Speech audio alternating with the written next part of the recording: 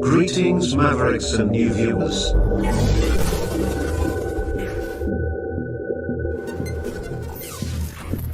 Tonight, direct and live from the Maverick News Network World Studios.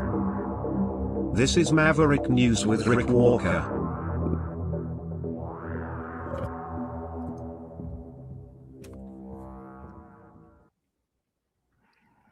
Welcome back, everyone, to the Maverick News Channel.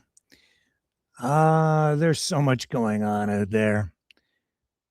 But I know that the big story that you really want to hear about is Katy Perry and Justin Trudeau. Baby talk. We have the inside scoop from sources inside who shall remain anonymous until the day I go to my grave. We'll get into it. And I'll give you some inside reaction tonight, too, to all of that. But there's other news. On the economic front, Bank of Canada set its interest rate today. And what happened there is very revealing. More so about the United States than Canada. I'll explain that when we get to that story as well, which should be the first thing we touch on heading into tonight's coverage of today's top news stories. Also, more talk about what's going on with ICE. Steve Bannon saying MAGA doesn't back down.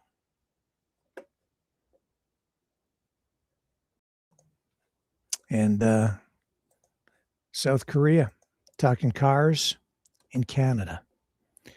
Oh, yeah. This is not as cut and dried as some people might think. Canada has some real resiliency. So don't go away. There's a lot to unpack on the other side of this.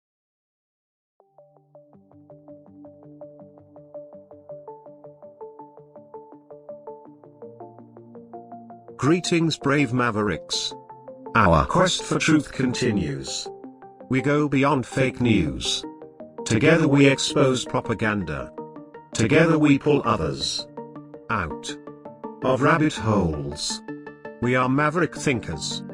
We are all unique individuals, defenders of individual rights and freedoms, credible, trusted, grounded in reality. Maverick News. Defending free speech. Donate at freedomreporters.com. Do it now. Tomorrow may be too late. Maverick News. The world is watching.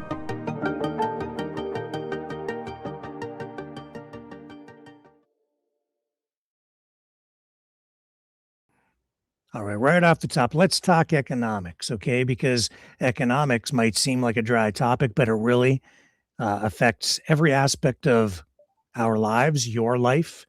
It affects whether you have a job or not.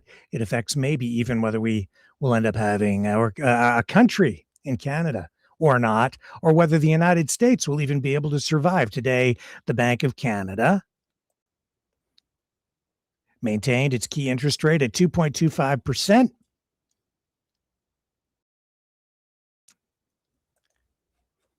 And this is a pivotal moment, I would say, because if you really look at what is going on here, this reveals real strain on the U.S. economy. And the reason it's under strain in the United States is because of Donald Trump and his tariff policies.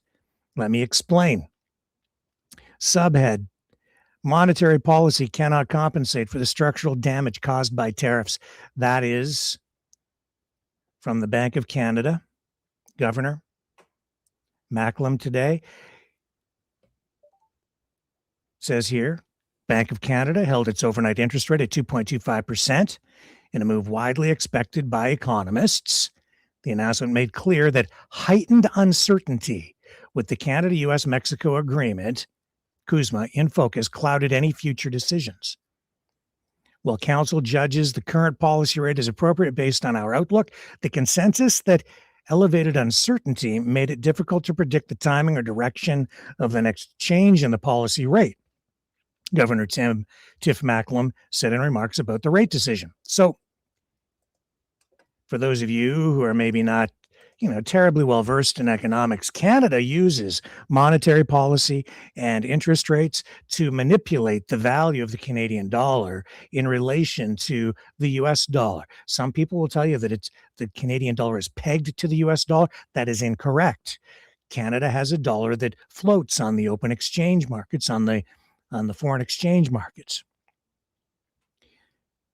So, monetary policy, interest rates, the key interest rate, the rate charged to central banks around the world, if you're buying or selling Canadian dollars, for instance, the interest rate is the price of money. The interest rate really regulates the price or the value of the dollar vis-a-vis the US dollar. So if our interest rates are lower, the Canadian government is essentially making it less expensive to buy Canadian dollars, increases demand. But by manipulating the interest rates, we can devalue the dollar. And that makes our products more competitive for export to the US market and even foreign markets.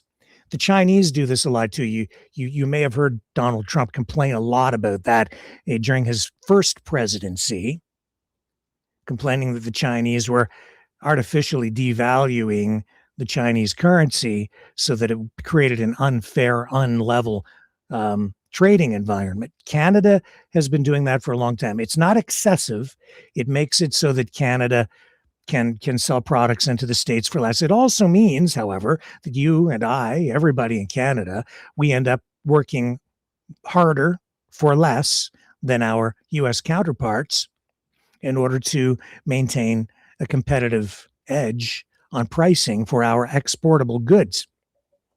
Well, what happened today signaled something important. It signaled that the United States is no longer viewed as a safe haven for investors, that the US dollar is showing real cracks, that it's no longer as stable as it used to be, that there is a loss of confidence. Let's go to the news conference here, which was held this morning, but we'll run a little bit of this from the Bank of Canada Newser this morning, and we'll let the man speak for himself. Thank you, Paul. Good morning. I'm very pleased to be here with Senior Deputy Governor Carolyn Rogers to discuss our decision and monetary policy report. Today, Governing Council maintained our policy interest rate at 2.25%. Our forecast for economic growth and inflation in Canada has not changed significantly since our October projection.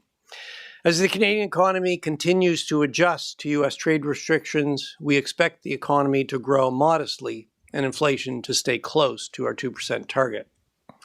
However, uncertainty around our forecast is heightened. The range of possible outcomes is wider than usual. U.S. trade policy remains unpredictable, and geopolitical risks are elevated. Our monetary policy decisions are focused on keeping inflation close to the 2% target while helping the economy through this period of structural change. Governing Council judges the current policy rate remains appropriate, conditional on the economy evolving broadly in line with the outlook we published today. With heightened uncertainty, we are monitoring risks closely. If the outlook changes, we are prepared to respond. Aujourd'hui, le Conseil de direction a maintenu le taux directeur à 2,25%. Notre prévision pour la croissance et l'inflation au Canada n'a pas modifié nos perspectives. Some modest strengthening to be buffeted by U.S. tariffs, while domestic demand, on est prêt à réagir. So let me expand on what we've seen in the economy since October and what we see ahead. Tariffs and uncertainty continue to disrupt the Canadian economy. After a strong third quarter, economic growth likely stalled in the fourth quarter. Exports continue to be buffeted by U.S. tariffs, while domestic demand appears to be picking up. Household spending is expected to continue growing moderately, supported by past cuts in interest rates and rising disposable incomes. U.S. tariffs and related uncertainty have held back business investment, but we expect some modest strengthening in investment as businesses adjust to the new trade environment and governments increase infrastructure spending. The impact of U.S. tariffs can also be seen in the labor market.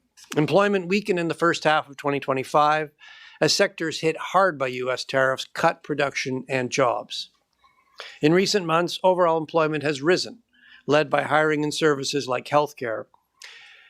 At the same time, slowing population growth is reducing the number of new entrants into the labor market. Still, the unemployment rate remains high at 6.8%. Youth unemployment is particularly elevated, and relatively few businesses say they plan to hire more workers in coming months.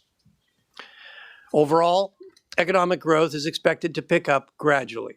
The Bank of Canada projects annual average GDP growth of 1.1% in 2026 and 1.5% in 2027, broadly in line with our October projection. Turning to inflation, it averaged 2.1% last year and has now been within the 1 to 3% band for 2 years. If we focus on recent movements, CPI inflation rose to 2.4% in December, boosted by base year effects linked to last year's GST-HST holiday. The bank's preferred measures of core inflation have eased from 3% in October to around 2.5% in December. The bank expects CPI inflation to stay close to the 2% target over the projection, as tariff-related cost pressures are offset by excess supply. Uncertainty around this projection is unusually high. Geopolitical risks are elevated, and the upcoming review of the Canada-US-Mexico agreement is an important risk to the outlook. It's also still too early to tell how the Canadian economy will adjust to current tariffs and ongoing uncertainty. The transition to the new trade environment could be smoother than we expect, with stronger business and household spending.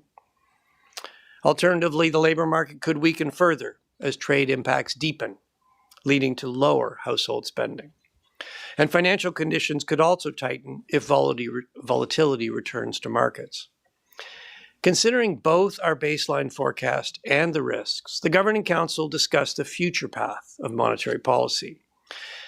While Council judges the current policy rate is appropriate based on our outlook, the consensus was that elevated uncertainty makes it difficult to predict the timing or direction of the next change in the policy interest rate. So let me wrap up. L'économie canadienne s'ajuste au vent contraire de nature structurelle liée au protectionnisme américain. Dans la stabilité des prix and a more integrated internal market will support some recovery in our productive capacity, but it will take some time. Monetary policy cannot compensate for the structural damage caused by tariffs, and it can't target hard-hit sectors of the economy. But it can play a supporting role, helping the economy through this period of structural adjustment, while maintaining inflation close to the 2% target.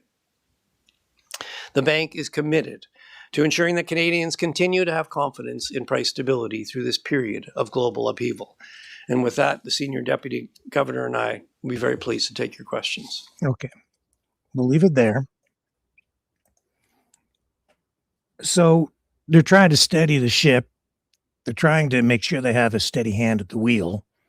And they're doing all of this in the face of uncertainty, which is caused by Donald Trump and his economic policies. The thing is, I'm gonna bring this article back up. I think this is the right one. You scroll down here, and this is the key to the whole thing. Growth patterns quite volatile. Scroll down further, more headlines. No rate hikes, no panic. Experts say stability may sway hesitant buyers. I think that we're past where I wanted to go with this. Okay. Scroll down, scroll down. Keep going right here.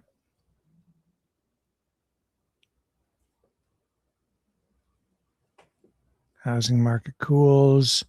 Bank of Canada put more emphasis on uncertainty today, TD Bank.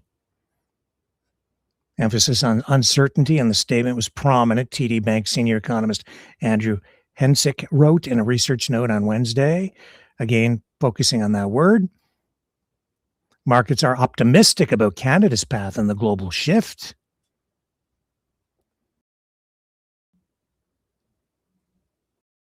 The case for further easing is weak despite rising trade risks. So RBC saying, we should refrain from printing money, essentially, at this point. No need for it because we have enough liquidity. Bank of Canada justified in keeping powder dry. In other words, 9 Point Partners saying that this is the right decision. The bank will begin easing policy in the first half of 2026. Well, we'll see about that. Keep going. Getting to the most important thing. Right here, Macklem says today, safe haven rule of the US dollar has been dented. That's the key right there. Bank of Canada Governor Tiff Macklem says the role of the US dollar as a safe haven currency has been damaged. He says right here, people don't want as much exposure to the US dollar, he told reporters today at that news conference. That has been reflected in the value of the US dollar. At the same time, you're seeing other safe havens, but most notably gold is up a lot. Gold is up because the US dollar is, in real terms, losing its value. Why is it losing its value? Because the US dollar is not on the gold standard anymore. It's a fiat currency. And so its real value is predicated on the promise of and the certainty of economic output of the US economy. Confidence, trust in the U.S. economy, that the economy will produce, that the companies inside the United States, that workers, that the entire economy will produce dividends, that it will produce profits, that it will then support the dollar, which is just a medium of exchange and a store of value. And so people run to the dollar because it has traditionally been seen, especially since after World War II, as a safe place to put your money. You can put your US dollars in a savings account, and you know that it won't get eaten up by too much inflation. It won't decline in value too much versus other currencies or other stores of value like gold, silver. Not so anymore. Why is that? Because of Donald Trump and his trade policies. He's creating chaos. He's undermining confidence in the U.S. economy. He's therefore undermining confidence in the U.S. dollar as a store of value.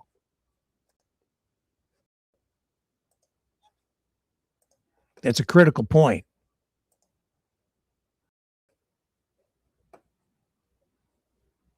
Macklem, days of open rules-based trade with the United States are over. A sidebar, key. Bank of Canada Governor Tiff Macklem echoed recent remarks by Prime Minister Mark Carney, stating Wednesday that the days of open rules-based trade with the United States are over. Last week, in a widely praised speech in Davos, Carney said, middle powers must act together because if we're not at the table, we are on the menu. The old order is not coming back, he added at the economics conference in Switzerland. We should not mourn it. Nostalgia is not a strategy. That's being realistic. That is understanding that Canada as a middle power does not have enough weight to dictate economic outcomes globally. We can lead, be a leader, and work with others, and we do have some weight. But the United States, with the world reserve currency, is Godzilla, both militarily and economically. But Trump is destroying it with his economic policies. People are leaving the US dollar behind. Didn't have to be like this. It's just that Donald Trump is an economic moron. And he doesn't understand. He thinks he can use the US dollar as a weapon. He thinks he can use the US economy as a weapon without consequence because they're so big and so powerful. He thinks he can threaten, insult his way to some sort of a trade deal with Canada that will put us on our knees and have us begging to join the United States as the 51st state simply for economic salvation. And it's not going to happen.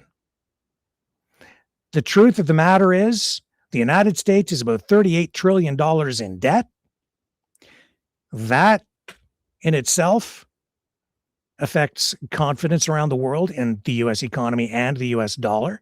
There is increasing competition from BRICS nations.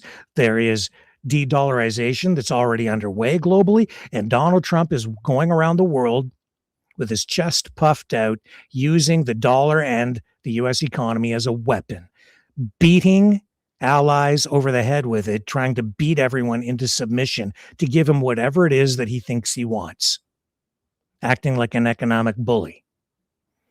What you saw here today was the Bank of Canada taking a reserved approach, not jumping the gun, not worrying, not panicking, and saying, oh my God, we need to do something to stimulate the economy. We better adjust interest rates in order to stimulate, say, consumer spending. Better drop those interest rates, make money less expensive. That's what we'll do. Yeah, then the economy will boom. No, that's a mistake. You drop the interest rates like that to stimulate the economy. With the current situation we have, you'll get more inflation. You'll get way more inflation, which really undermines people's savings, erodes all of that. It means you're going to end up working for less. That would be the wrong decision. And we're not really sure where all of this stuff is going. All of these trade negotiations, even today, as the United States, Canada made what looks like is going to be another deal with another country today. That puts Canada on a pretty solid footing in the automotive sector. Well, this guy,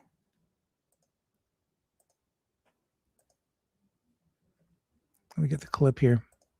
I have to find it. There it is. The U.S. Treasury Secretary, Scott Bessent. More tough talk.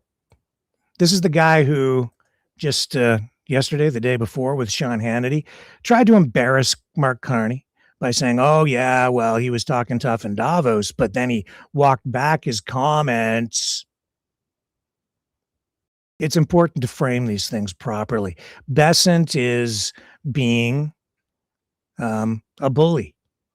And he kind of doubled down on that here again today, saying, warning, the prime minister again, not to pick a fight with Godzilla, the United States, Donald Trump, ahead of these Kuzma negotiations, Canada characterizing them as a review. Well, Donald Trump is saying, oh, I don't even know if we're going to review it. We don't really care. Really? Okay, well, here's Bessent. Listen to what he says today. What about Canada? We've got a bit of a rift there lately, and there's different accounts between you and Prime Minister Mark Carney about that call this week post-Davos with President Trump. He says that he dug in and reinforced the message. You said that he walked it back. I was on the call. Prime Minister Carney, in my investment career, I've seen what happens when a technocrat tries to pivot and become a politician. It never really works out well. So I would just encourage Prime Minister Carney to do what he thinks is best for the Canadian people, not his own virtue signaling, because we do have a USMCA negotiation coming up. And he rose to power on an anti-American, anti-Trump message. And that's not a great place to be when you're negotiating with an economy that is multiple larger than you are and your biggest trading partner. In the end, I think we will end up in a good place. It may not be a straight line. Are you saying that they will face consequences in these trade negotiations, reopening the USMCA?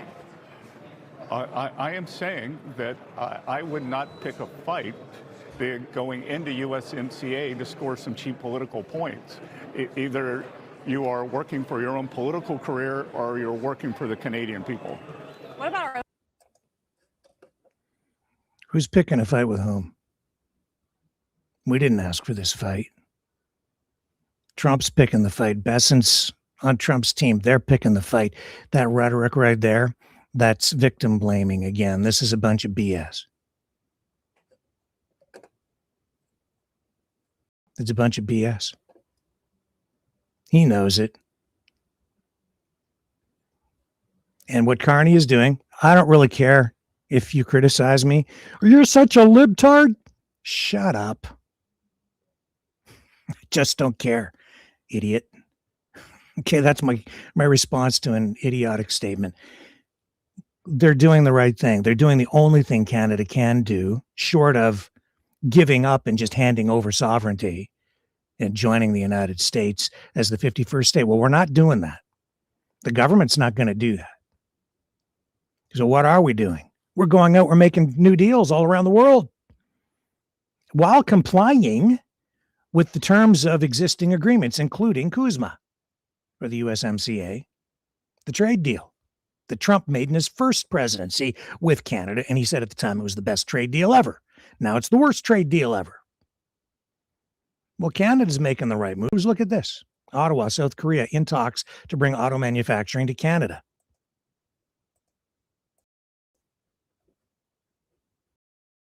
That's Hyundai we're talking about, folks.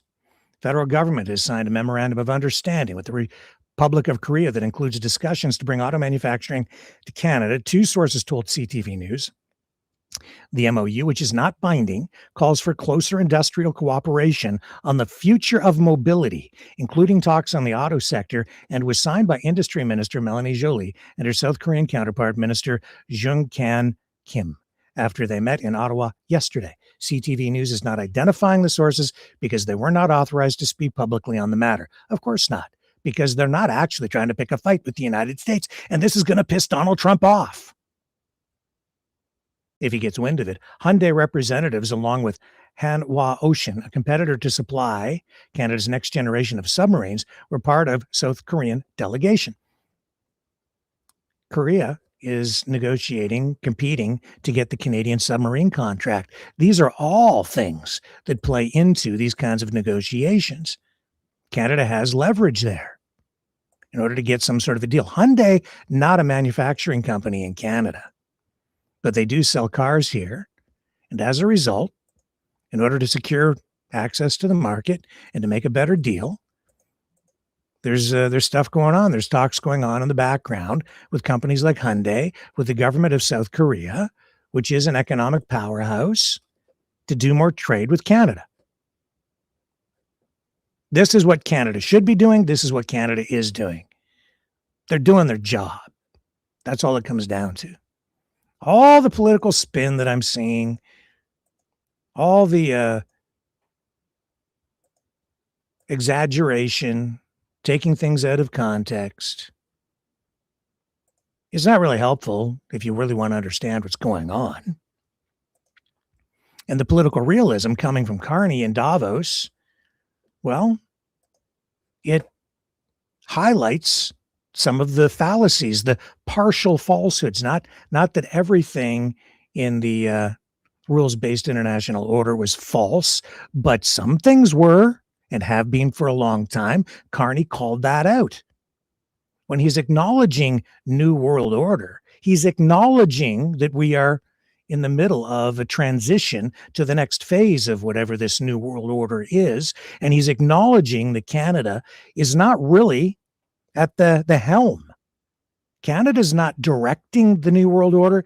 I've never heard him call for the New World Order to be ushered in. He used the phrase. Then I see all the political critics and the the usual suspects out there, these influencers, all start to chime in and say that he's calling for it, that he's helping, he's ushering it in, or pick your phrase, that he's behind the whole conspiracy.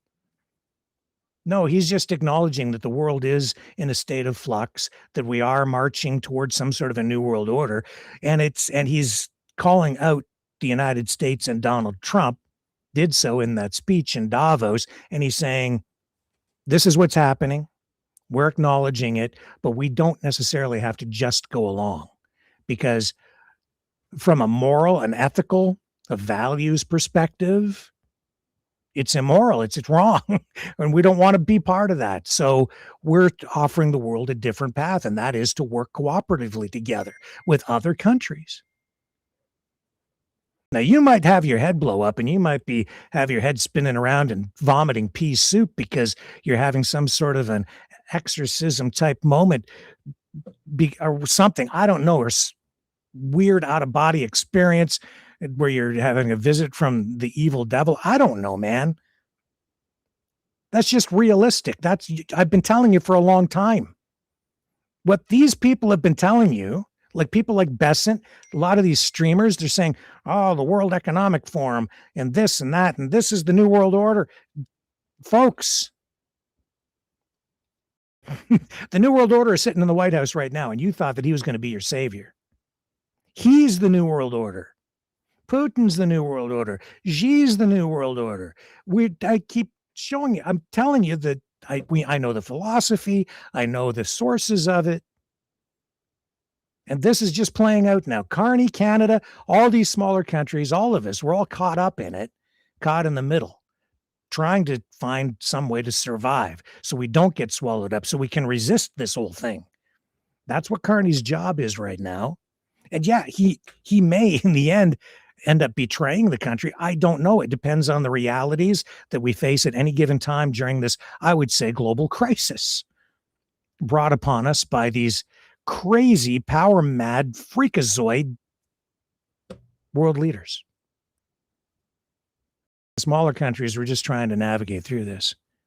Carney doesn't have enough power on his own to do all this stuff. But will he bend the knee in order to save at least the illusion of sovereignty for Canada?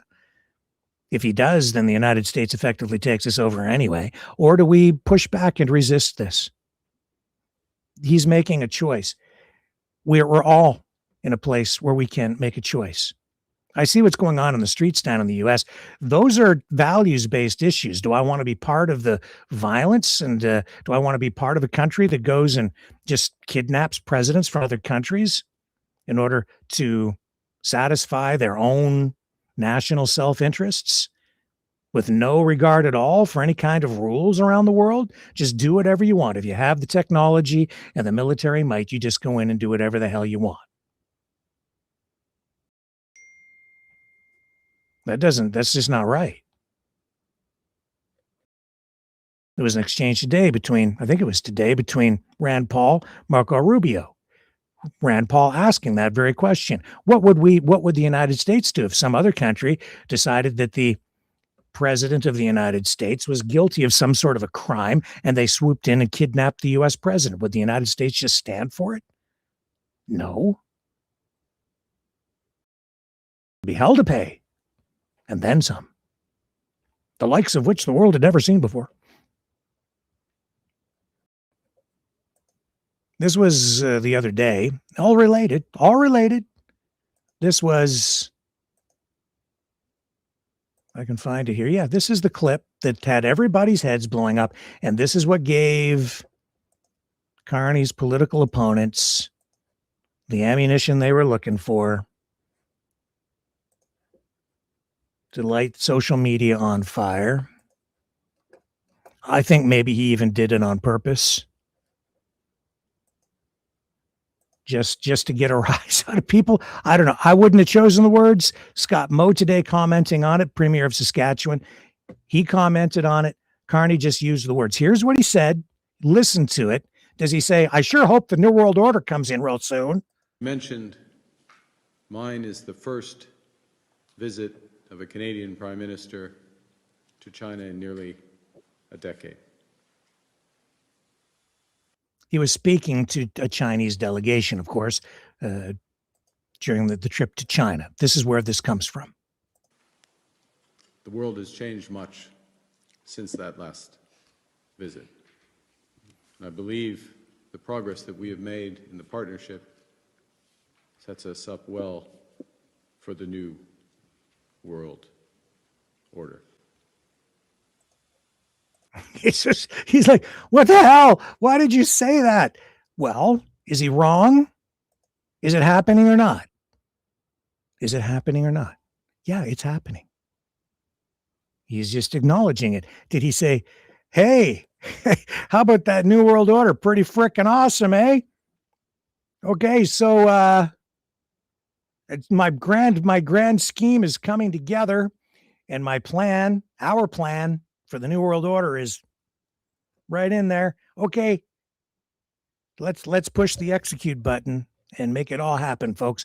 No, that's not really what he's saying. He's acknowledging that it's happening, and he's dealing with the realities of that. Just take your brain matter, scoop it all up, put it back in your head, and start to try and think a little bit again, okay? All right.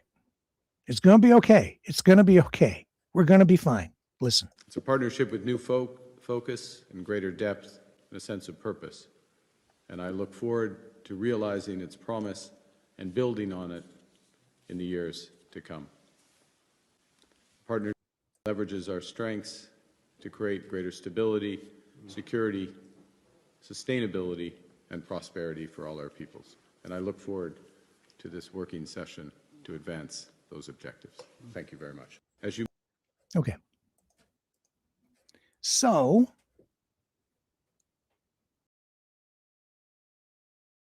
we have a carve out. So what Carney did is he went there, he was speaking diplomatically. He talks about the New World Order, acknowledging that it's a real thing.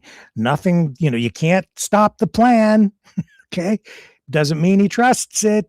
In fact, contrary to that, he's taking steps to run counter to what Donald Trump is doing with his tariffs and the attacks on Canada and our sovereignty and all other countries around the world using tariffs because he's an economic bully. And he's saying, no, we're going to trade with other countries, including China, including South Korea, including Japan, including the European Union, Germany, the UK, all of these countries. We're going to expand our trading relationships all around the world. He comes back with a deal that some say is worth at least $1 trillion with China. But what does that really mean? 49,000 Chinese EVs coming into the Canadian market. In exchange, those canola tariffs that all the conservative influencers out there, who are not really conservatives, by the way, when their heads blew up over the canola tariffs and they were blaming the government, they said, you have to do something about it. You have to do something about it, especially all the Westies. Well, Carney went and did something about it. And now they're saying, oh, well, see, he's a globalist. So you're not getting truthful, accurate analysis. You're getting political spin and rhetoric on this stupid box, this internet thing. And what you're getting from the mainstream media is largely, I would say, also somewhat superficial. He's doing what he has to do to save the damn country and make the economy grow in Canada in the face of all this uncertainty from the United States. And uncertainty is the key. The United States does not have nearly as much leverage as Bessent would have us believe, or Trump. Carney knows that. And if you navigate properly, we'll be more than fine. We'll replace all that trade. Doug Ford today still focused on Ford, GM, Chrysler, which are not American companies. They're all multinationals. Chrysler is part of Stellantis. That's based in Europe. And the Brampton plant, a lot of history there with the Brampton plant. It's basically sitting idle. Stellantis made some promises to the Canadian government in exchange for subsidies, tax breaks, etc., worth a lot of money. And the Ontario government, the Canadian government, is still trying to find a way to hold the feet of Stellantis to the fire in order to make sure they put another product in there. And we'll see how that goes. It's not over yet, not by a long shot. They haven't even gotten into the negotiations yet over Kuzma. And this is the way Donald Trump rolls anyway. Put maximum pressure on, even to the point where he might take steps to split up your country in order to get a better deal. Because he's freaking desperate. That's why he needs all these countries in order to come up with the value, with the money, with the wealth to pay off the massive debts that the United States has accumulated over the years. $38 trillion. It's impossible to pay it off with what they have. If he doesn't take over these countries, the United States is toast. So why should we even care if we piss him off? You want to join the US? Yeah, well, you're gonna be saddled with that debt. It's like marrying somebody who has been very careless with their credit cards over the years. You marry them, you just married their financial problems. And they've got plenty of them. There are ways to solve it, but what Trump is doing, this is not how you do it. This is how you make it all worse. Except, you see, this can solve it. Because ultimately what he's going to do is crash the U.S. economy. That will be the Great Reset. You want to be tied to that directly? You want to be totally integrated into that? We've seen this playbook before through history. Saw it after the fall of the Soviet Union. That's what happened over there. They crashed the economy intentionally. And you know what happens when they do that? The rich dudes, people like Donald Trump's oligarch friends, they're the ones who will cash in because they'll know when it's coming and they'll sell all their stocks. They'll liquidate. I think we've even seen Warren Buffett doing some of that of late. And when all of that is gone and they're just holding cash or convert it into other things like gold because they won't want to be holding it in US dollars, and the economy does crash, and they can cause the crash by selling off all their assets because they're already so flippin' rich that they're flying around in giant space dildos. And when they crash it, they won't be holding. They will have sold. And then they go in and buy up for pennies on the dollar. When all of us peasants, the unwashed masses who have our retirement funds and everything else built into the system, they come in and swallow it all up, and bankruptcies galore, but they'll own everything. You'll own nothing, and you're going to be very, very unhappy, especially if you're part of it and part of the 51st frickin' state. Carney knows that. The South Koreans know that. All these other middle powers know that. Together, there's strength and resiliency. I don't think you want to be part of it. Unless you're a big, rich oligarch. Somebody has a ton of wealth and a giant flying dildo. You can afford your own spaceship. I mean, that's how far, this is how crazy it has become, right? Like, I'm a free market guy, but these guys didn't get that rich because of the free market. They got that rich because it's all rigged, which Donald Trump has always said. It's all rigged. He's been telling you that from the beginning. And now he's in the White House and he's rigging it all. This is the other thing that Macklem highlighted today. The independence of the Federal Reserve is at risk. Because why? Macklem is citing this. This is why the US dollar is no longer trusted. The US economy is no longer trusted the way that it was. People are worried about what is going on there because Trump is saying, screw the free market, screw the independence of the Federal Reserve. I want a controlled, centrally planned economy, and I want to be the guy holding all the levers and controlling it. I want Jerome Powell out, and he's taking steps to take control of the Federal Reserve himself so that he becomes the guy who sets the interest rates. If he does that, nobody is going to trust it anymore because now you have a guy who is basically using the entire system to enrich only himself and his rich friends. That's why there's supposed to be distance between the president and the Federal Reserve. That's why Mark Carney wasn't sitting at the table today and hasn't been sitting at the table telling Macklem what to set the interest rate at. It has to be done independently. It has to be done without bias, and it has to be done in a way that it doesn't just unfairly benefit one person or another or one company or another. It has to be impartial. That's why you need distance, and the Bank of Canada is distanced directly from the Canadian government. The Federal Reserve is supposed to be in the United States, and the Bank of Canada is not the Federal Reserve. Our systems are connected or integrated. People are very confused about it because they don't understand really how it works. So many Canadians think that we're on the Federal Reserve or something. We're not. We have our own central bank. That's what happened today. The central bank, Macklem, sat down and set their key interest rate, the cost of money, what it costs other banks to borrow or to buy money, Canadian dollars, at what interest.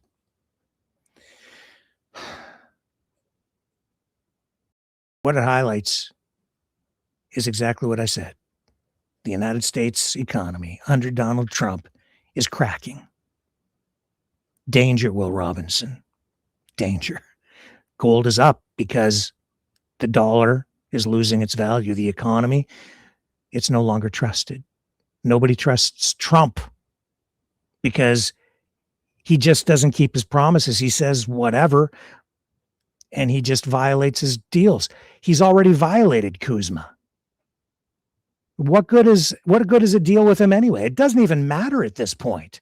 Don't piss him off. You won't get a good deal. Yeah, you're not going to get a good deal no matter what, because any deal that you make isn't worth the paper it's written on, because Godzilla is just going to breathe fire on it and burn it up if he decides later that he doesn't like it. He's already doing it. 100% tariffs on all Canadian goods, that would be a direct violation of the United States, Mexico, Canada free trade agreement. He doesn't care. Canada didn't violate the agreement. Canada went to China and made a deal in one sector, which is in compliance with Kuzma. But because it's listed as a non-market economy, which is to say an economy that is centrally planned, which it sort of is, but it isn't, because they're actually more capitalistic than the United States today. But because Canada, it's listed there as a non-market economy, so you can't have a full up, all across the board free trade agreement with China, because you know why? It would destroy the freaking United States. That's why, because they can't compete. China, Canada together would eat the United States lunch and dinner and breakfast, and then more. We'd have dessert because they're too far in debt, because they haven't been responsible. They haven't paid their bills. It's not because we're ripping them off, because they haven't paid their bills. They haven't been responsible enough. They've just been spending money like it's water and going out of style, and it's not sustainable.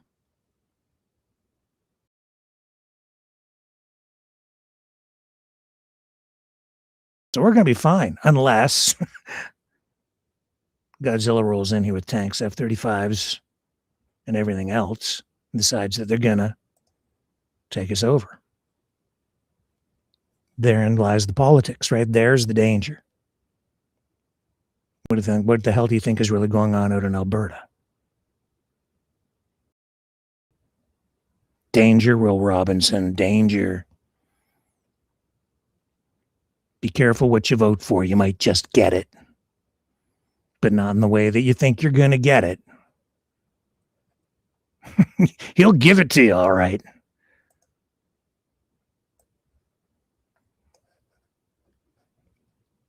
Here's Carney today being scrummed by reporters. He's meeting tomorrow with all the premiers, by the way. Here's the brief exchange. Given the current Given the current state of relations with the U.S., what hope do you have that Kuzma will be renewed? Look, after relations July? are good. We have good conversations, good back and forth. There's a lot of work to be done for the review of Kuzma. That work has started, both reviews in the United States, internal reviews and consultations. That work has started in Mexico. It's finished in Canada. We'll be ready to sit down, and the process will continue. And that's that. And again, Scott Moe, just to go back to that New World Order comment from Carney, he's just telling CTV today that he wouldn't have used that phrase either. I wouldn't have used it because he says that it's interpreted by a lot of different people in a lot of different ways. I know how a lot of you are interpreting what he said. He wants it. Well, don't be so quick to judge it that way. We'll give it time. It doesn't look to me like this is not falling into line with the United States. Maybe some of it's a charade. I don't know. But give it time. He's pissing off Trump, that's for sure. But oh well. Let's see how tough the tough guy really is, I guess. If it's going to get really tough, then we'll deal with that. Nobody, I don't want to fight. I don't think Carney wants to fight. Nobody really wants to fight. Best way to win a fight is to avoid a fight. But at the same time, like I said the other night, you have a right to defend yourself. Doesn't mean you have to go around picking a fight, but we didn't pick the fight.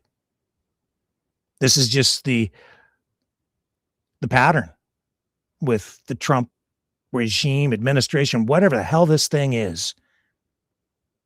They flip the script. They turn it upside down. They get their influencers to say, don't believe what you're seeing even online. Oh, no, it's not us. It's look what Mark Carney's doing. He's picking a fight. Look what the Canadians are doing. They're picking a fight. We're not picking a fight. We didn't pick this fight. This was completely unnecessary. This is all coming from the White House. All of it. So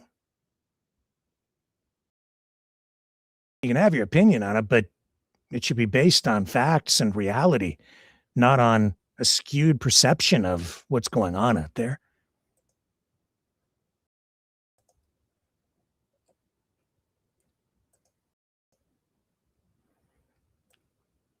Let me listen to Trump. Here he is today on the Will Cain Show, talking about the auto plants. Oh, yeah, they're all closing down. They're all moving to the United States. That's what he wants. In his dreams, that's what he wants. And some of that probably and certainly could happen because of the tariffs. But I wouldn't be so sure I wouldn't be betting 100% on the United States on all of this stuff. You're seeing that today with this story about South Korea. Yeah. I'm curious what your plan is if the Supreme Court rules negatively on your tariffs. You talk about the tariffs. We'll have to find another way. Look, is there a plan B? Yeah, the tariffs have been indispensable towards success. We've taken in $600 billion in tariffs. I gave the farmers $12 billion last week. I took them out of tariff money. What he just said there proves what I've been saying all along. The government collects all that money. It's a tax on American people. It's a giant tax on U.S. consumers and manufacturers, the U.S. citizens. That money does not go to the people. Then he turns around and redistributes as much as he sees fit. Not all of it. It's going to the government because he's got this huge debt. And then he turns around and redistributes the money. Okay, I gave $12 billion to farmers, he says, probably exaggerating. Can't believe anything he says. You can't trust anything that Donald Trump says anymore. So I don't even know if what he's saying is true or how much he really gave to the farmers. It could be $1 billion. It might be $500. It might not. It might be zero. He could be just playing games. We don't know. You can't trust the guy. That's the biggest problem. But the other big problem is that he's running a centrally planned non-market economy, which is exactly what I've always been opposed to. I'm a free market guy. This is the absolute opposite of that. He's not a conservative. He's not a free market guy. He's a frickin' problem. It's kept the unfair competition out of our country. Now, they can build their auto plant here, but they can't build a plant in some place with, labor costs for a penny and then sell it into this country and then charge people a lot of money for a car. So the only way they can do that, they have to build the plants here. So the big auto companies from Germany, from Mexico, from Canada, Mexico and Canada are literally, their plants are closing down. They're moving into this country. So we have more activity than we've ever had. Yeah. I'm curious what your plan. That's the plan. He's been saying that they have all this activity and they're building all these auto plants now. No, they're not. They have. I've researched it. They have a couple of plants that are being built currently. some of that stuff is still happening because they're ongoing projects. I think there are 4 in total. 2 are fairly new, and the other 2 are still factories that are being constructed from the Biden era. And they're related to the electrification of the auto industry. And some of that stuff is still continuing, even though he's tapped the brakes on it. And then they have these frameworks for agreements that may or may not come to fruition. Most of that stuff wouldn't even happen until after he is out of office. A lot of it. You have really like 2.5 years left. If you really look at what he can do, maybe, well, you could say 3, because he can sort of rule from the Oval Office right up until the last day of his presidency, assuming that you have elections at the end of all this. But we're already through year 1. And to take all of this stuff and make it all happen in the space of just a few years, these are major projects. Whatever happens here has to extend into the next presidency, whoever that is, whether it's him for an additional term or a successor, fill in the blank, and then we'll see. But these are just frameworks for agreements. So he's exaggerating again. Again, you can't trust what Trump is doing. And that's the other thing.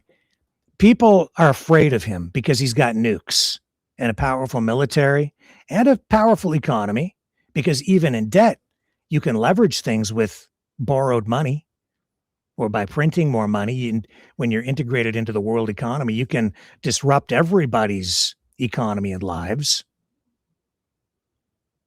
But people don't trust him. That's why South Korea is talking to Canada, because Canada is viewed now as a reliable partner. We honor our agreements. We abide by our contracts. We have a free trade agreement with the United States. Carney went to China. He made a deal, but it did not violate that deal. Trump comes back, threatens tariffs of 100% on everything, which is a direct violation of the deal, because you can't trust the guy. You can't trust the United States. He's destroying the U.S. And when you have a fiat currency, trust is everything. Everything, man. You blow that up, you're blowing up your currency, you're blowing up your country.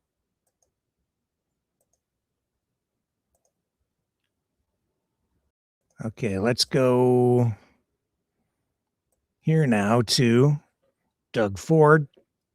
Today, news conference, Premier of Ontario.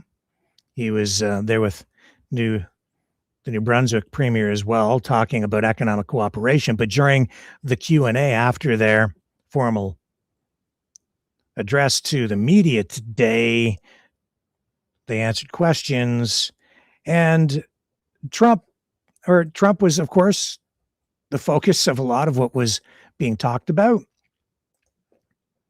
And Doug Ford is still, concerned about this EV deal with China, because he's very tied in with the Auto Manufacturers Association, with all the parts companies, the whole industry. And he's still in his head saying, we have to deal with the United States, and we should, if we can.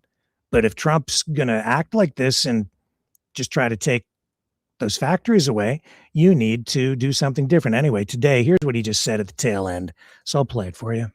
Hi, Premier Ford. It's Tom Perry with CBC. I just wanted to ask you, go back to an earlier question. Sure. Did the Prime Minister offer you any kind of assurances on this deal to bring Chinese EVs into Canada? Because it sounds like you've still got some pretty deep concerns about that. Well, I appreciate that, Tom. I don't get into personal details, but at a high level, we had a great conversation with the Prime Minister and Minister Jolie. She's handling that file. And it's all about making sure that we protect our domestic manufacturers, put money in there to support them. I think I've been very clear how I feel about bringing in Chinese spy vehicles, and that's where I stand. So we'll see what happens, but I'm going to be focusing on companies like Ford, like General Motors, Toyota, Honda, and yes, Stellantis. That concludes our press conference. Okay. Okay. But here's the thing. Like, who's spying on us the most? The United States. And what do you mean vehicles spy on you? What? Yeah, they sort of do. They're collecting data. All the new modern cars do. They all do it. You buy a Ford, it's going to spy on you. Okay. They're going to monitor everything about what you do. They have computers on them now, like all the new cars, whatever the company is. You get into an accident, they can, a lot of them have now recording devices so they know whether you were accelerating, decelerating, how fast you were driving. They can send information back to insurance companies to monitor your driving habits. That's spying on you. That's what the kind of spying that these cars are engaged in. What else are they doing? Like, do you really think they care if you go to the store? Are you that important to them? They're down the road, like, it doesn't matter, is my point. They're all doing it. They're all going to do it.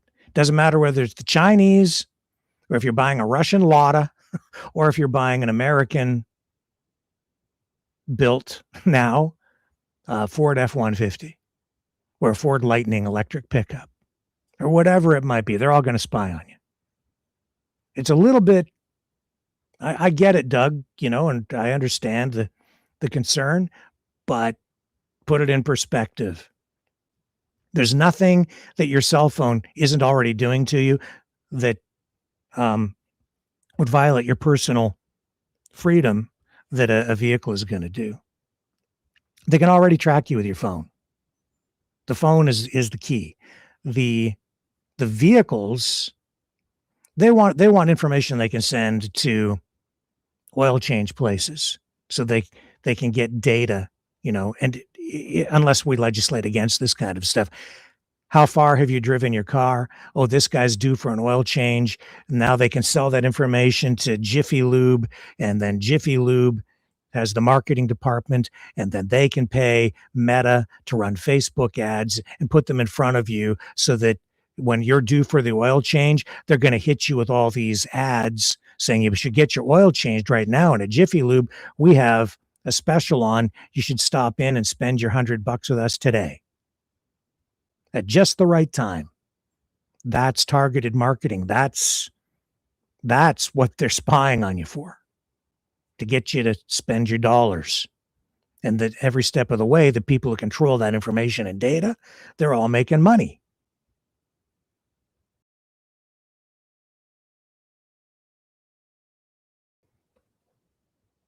And maybe they want to eat your brains. Could be. It could be. You never know. What else what do you think they're doing with these things? I'm looking in the chat. I'm not looking on the other chat. I'm just looking at this one. Let me go over here. Yeah. 1272 B51, whatever that is. Depends on where the store is. Oh, that's kind of true.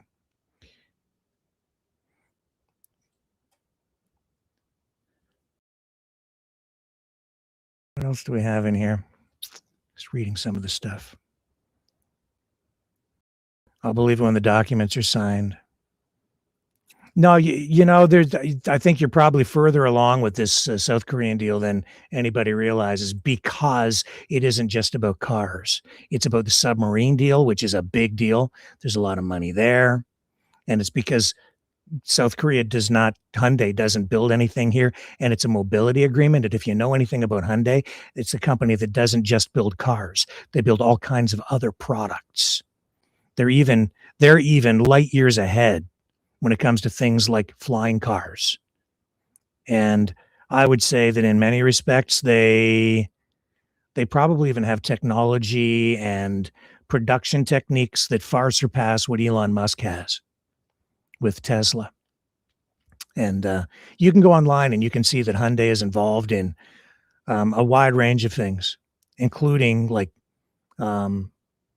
public mobility through flying taxis. And they have a whole system set up with like docking stations for flying vehicles to land on top of buildings, for public transit by air. And I've been looking at the stuff for the past few years. I ran some of it on my automotive show. It's what they've got the thing down, man. This is like the Jetsons, and Hyundai's the company doing it. So yeah, we should be talking to those guys for sure, and we are. And I think they're probably closer to making a deal than you think. And they need what Canada has, you see, because we have the resources, we have the critical minerals, we have the nickel, we have the aluminum, we have the steel, we have all the things that a company like Hyundai needs. We can supply it. So Canada's in a much better place than people realize. Anyway, then North Korea will invade and poof, she was gone. Oh, well, that could happen. But North Korea is not South Korea. We're talking about South Korea. And CBC Brown says Hyundai is huge. Yeah, they are huge. Huge company. So fear not, Kanakistanians. All is not lost, at least not yet. That's all I'm saying. Give it time to play out. It's all with Trump, everything is always taken to the extreme, and then he tacos out, pivots back, settles for something less. And once you know his game plan and you understand, what his real play is, you know enough to just not get too upset and not make the mistake of panicking. And play your strong cards, because we have plenty of them at the right time. I don't know if it's chess. I don't think it is. I think it's more a game of poker with Trump. Here's the interim leader of the New Democratic Party in Canada today saying that what we need in Canada is an emergency debate on Trump's threats to Canada. News conference earlier today. On the recent deeply concerning statements and actions by the Trump administration that have grave implications for the sovereignty and security of Canada. On January 3rd, President Trump ordered American forces to disregard international law and core principles of national sovereignty by attacking Venezuela, a United Nations member state. Following this act, President Trump stated that the U.S. would, quote, run the country, end quote, and specifically referenced Venezuela's oil reserves as a prime motivation for this assault. This aggression was followed by President Trump's announcement of the establishment of a Dunroe Doctrine, considering the entire Western Hemisphere to be within the sole hegemonic control of the United States. President Trump and senior U.S. administration officials then expressed their intent to seize Greenland, an internationally recognized territory of Denmark, another UN member state, and importantly, NATO member. They justified this aggression by referencing Greenland's Arctic proximity, mineral reserves, and inadequate defense capacity. All of these actions and words have direct application to Canada. Indeed, they were graphically depicted in a photo from the Oval Office itself, superimposing the U.S. flag over a map of Canada.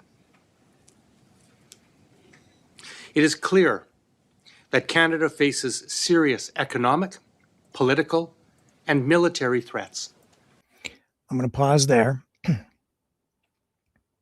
This is why it is so important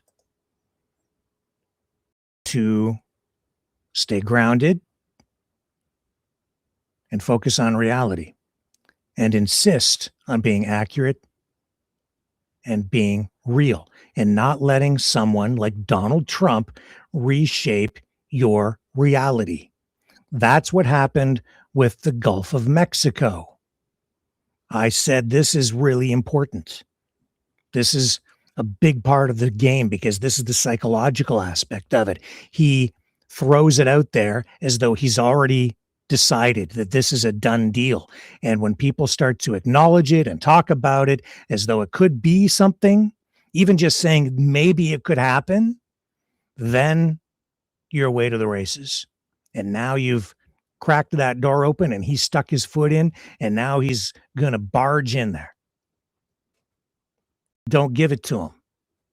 Don't give him your mind. Don't give him your words. Don't give him your acknowledgement and your unintentional support. Insist. Say it is what? Gulf of Mexico.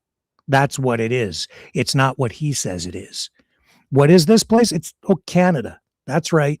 It's not what he says it is. There's a big Canadian flag over our country. There's no stars and stripes up here. We love the United States, but he doesn't get to take it just by putting a graphic over top of a map. Nor does he get to do that to Greenland. What he's doing is very dangerous because he's playing with people's perceptions of reality, using that as a weapon. And as a result, now we have NATO troops stationed in Greenland because there is this perceived threat. I would say a very real threat from the United States. Something else that I really want nothing to do with. Why would we ever support invading a friend's country, an allied country, a country that's friendly to us? They're not our enemy. We can do whatever we want up there anyway. At least the United States can. They can have all the military bases they want. They've already had that agreement. This is because it's not about the military bases. It's about the moolah. So don't let him change your reality. So much of this I see going on in every aspect of everything these days. Let's go back to the let's go back to this. From the Trump administration. These actions and statements constitute a new and troubling U.S. approach to security and constitute non-adherence to international norms. They follow repeated and continuing threats made to Canada since Donald Trump became president. Taken together, these developments have urgent, pressing, and profound implications for Canadian security and sovereignty. Many observers from across the political spectrum have publicly identified Canada's vulnerability as a result. Voices as diverse as Jason Kenney and Bob Ray, former Communications Security Establishment official Artur Wilczynski, academics like Thomas Homer Dixon, and artists like Neil Young. Having just returned from almost a week in Nunavut, I can tell you that we heard repeated reports of alarm from residents of Canada's Arctic. In particular, from Grise Fjord, which is closer to Greenland than it is to Ottawa. It's 340 kilometers from Greenland. It's 3,400 kilometers from Ottawa. The Prime Minister recently addressed world leaders outlining the threat posed by the U.S. administration and the wide-ranging consequences that this poses for Canada and the global order.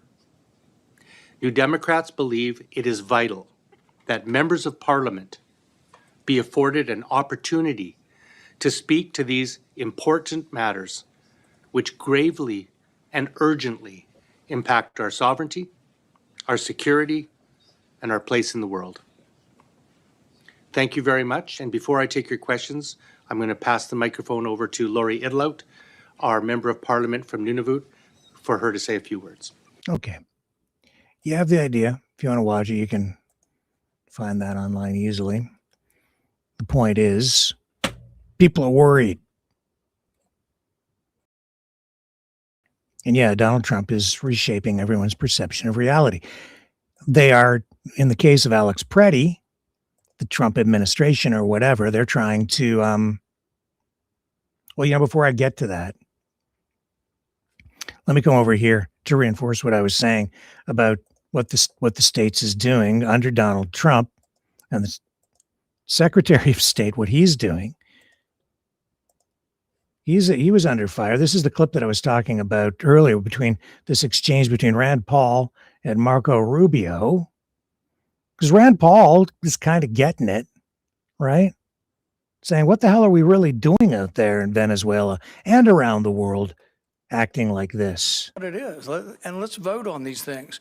But I think we're in violation of both the spirit and the law of the Constitution by bombing a capital, blockading a country, and removing elected officials. And we certainly wouldn't tolerate it, nor would I if someone did it to us. Well, we didn't remove an elected official.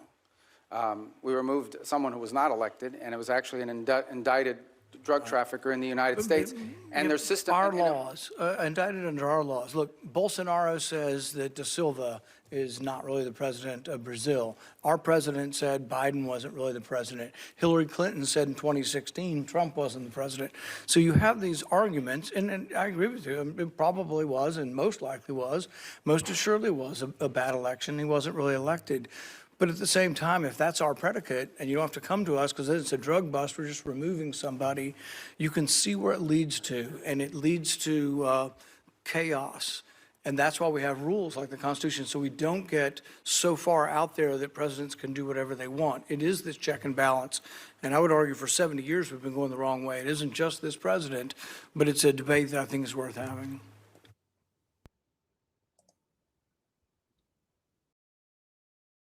Valid point. Everything they've been doing internationally ignores what has been built up over since World War II. That's the old order, which is the rules-based international order. Just ignores it, and they've been ignoring it in many cases, not all cases. That's the partial lie that Mark Carney called out in Davos. They said, he's basically saying superpowers like the United States and Russia, and now even China, they say that they exempt themselves from the rules. They're above the rule of law internationally. They do whatever they want. And then they create this fake justification for doing whatever they want, going into a country and removing the leader of another country, whether, of duly elected, democratically elected or not. Who says that the United States, it's that any of their damn business? You see where it goes? That's what Rand Paul is saying. And the argument is, well, it's in our national interest, our national security interests. So then protect your border. Does it justify you going to another country and asserting now you're the dictator? This is the equivalent of staring into the deep, dark abyss and getting sucked down inside it and becoming the monster that you're supposed to be fighting. This is the United States making a grave error where they then violate the trust of the rest of the world. People lose confidence in the United States because you're overstepping your jurisdiction. The United States keeps saying, we don't want to be the policeman of the world. Oh, but you're only going to police what? The Western Hemisphere then? Well, who gives you control over that? Who says that you get to police that? Well, the Monroe Doctrine says so. Does. Okay. Well, that's just something cooked up in the United States. You see, these are complex ideas, but really what it comes down to is fairly simple. Do you want to live in a world that's governed by people who just have the most power and the biggest weapons and the most guns? Or do you want to live in a rules-based international order? I want to live in the rules-based system, but I've been critical of it in the past myself as well, where I said, well, whose rules? Well, it's supposed to be rules set by the United Nations or by a group of countries working together to affect positive outcomes for the world, to promote democracy, to promote actual freedom. We haven't really had that because We've seen the superpowers just go in and violate things, and at the UN and these other world organizations, they've had veto power. So why the hell do you even want to pull out of it then, Donald? Well, because they don't want to pay for it. So he, in that, some ways, he's being more honest while he lies his ass off. He's being more honest about it than a lot of other presidents. He's just saying it's time to just blow it all up and lift this facade, this fake cover. I'm just going to do whatever I want because we're the United States and we'll make up all the rules, and the rule of law will be based in U.S. courts, which Rand Paul referenced right there. But who says that the United States court system has jurisdiction in Venezuela or Brazil or anywhere in South America, or in Canada? No, you have international tribunals and dispute resolution mechanisms. That's why you have international banks for settlements to make sure that everybody, when you make a deal with another country, the money flows through an international bank of settlements so that you make sure that everybody actually gets paid and it keeps everybody honest. With Trump at the helm, you can't even be sure you're going to get paid anymore. And more than that, he's just out there stealing stuff. He's stealing the oil from Venezuela, and better be careful. Looks like he might want to come here and do something similar to us as he reshapes our reality. That's the starting point.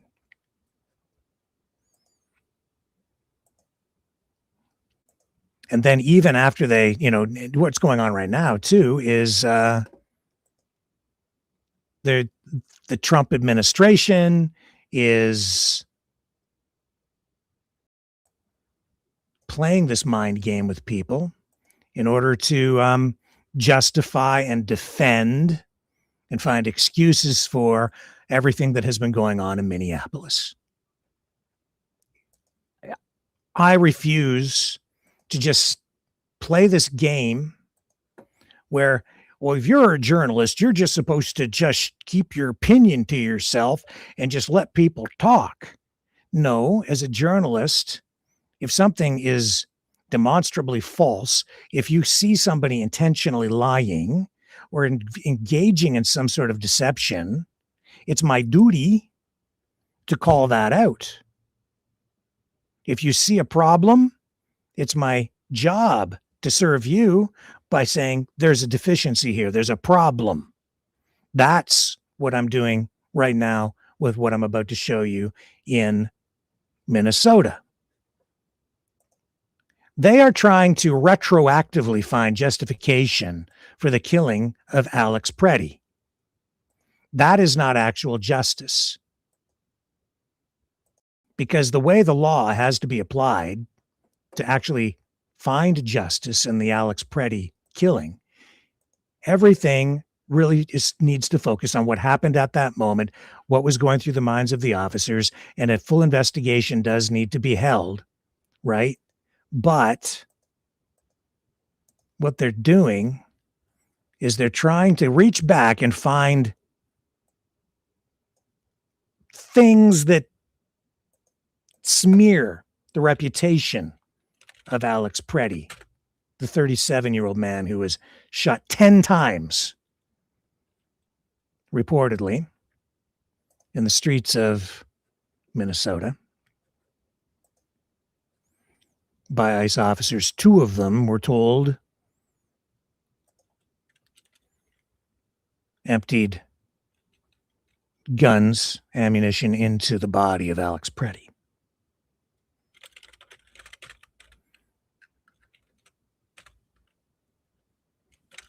So they found this video today. Let me see if I can find it here for you. Here it is here. And it makes him look bad. And I'm fair and balanced. And I'm going to show it to you, but you need to understand what this really is. What Preddy is doing here is not right. This was some weeks ago or days ago or whatever, prior to the incident where he was shot. But so he spits on a police vehicle, which is an unmarked vehicle, and then he kicks it. 13th in Minneapolis. So he spits on it and then kicks the tail light.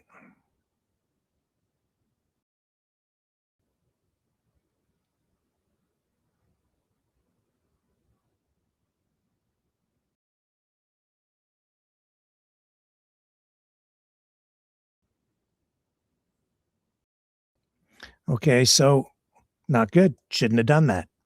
Nobody's right when everybody's wrong, right? But does that justify the use of lethal force? Does that give a federal agent license to shoot and kill someone? No. Did he pull a weapon there? No. This was a separate incident. This was days or weeks before. When was this? I'm not sure what the dating is on it. I'm seeing different things online, but it's obviously prior on a different day. But you see, that's retroactive justification. That's going looking for some reason to make you not like the guy, to build public support for the officers who pulled the triggers. That's not the legal standard by which their actions need to be judged. There might be a possible scenario where that video might play into what happened. The only way I can see that being relevant in court would be to say that the officers involved in the shooting of Alex Preddy were maybe the same officers or were aware of Preddy prior to that and his behavior. And so they went into it with this knowledge that he had aggressively attacked a vehicle beforehand. But even then, does that justify the shooting?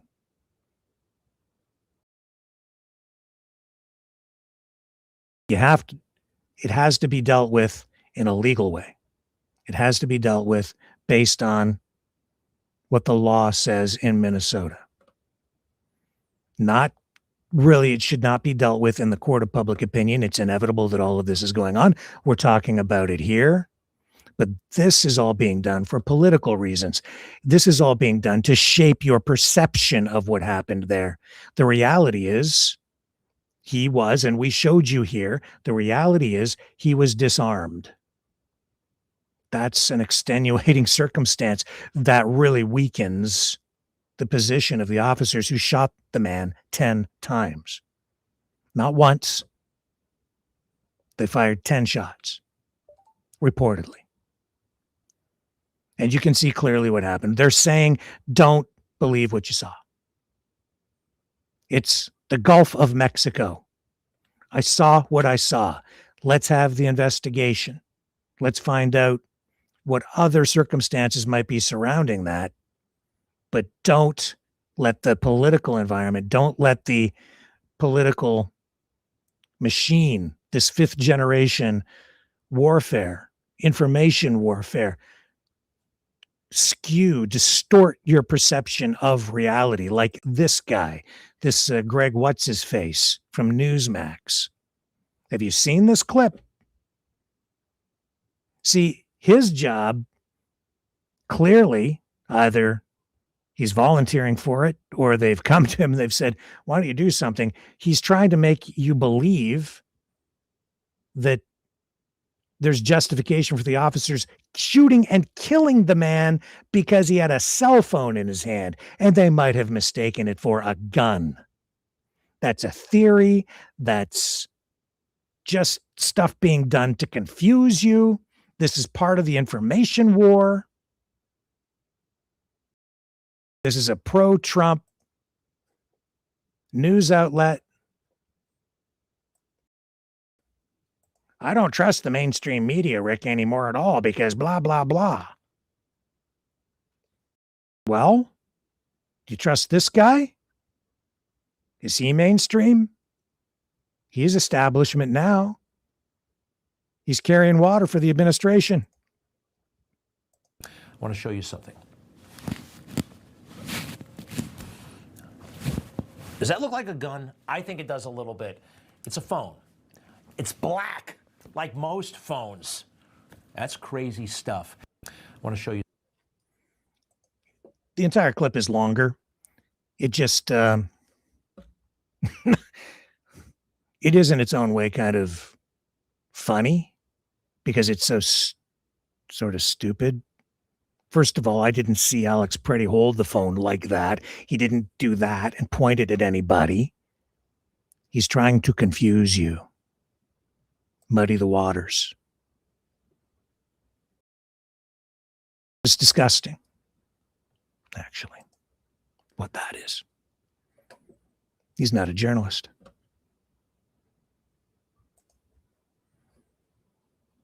He's something else.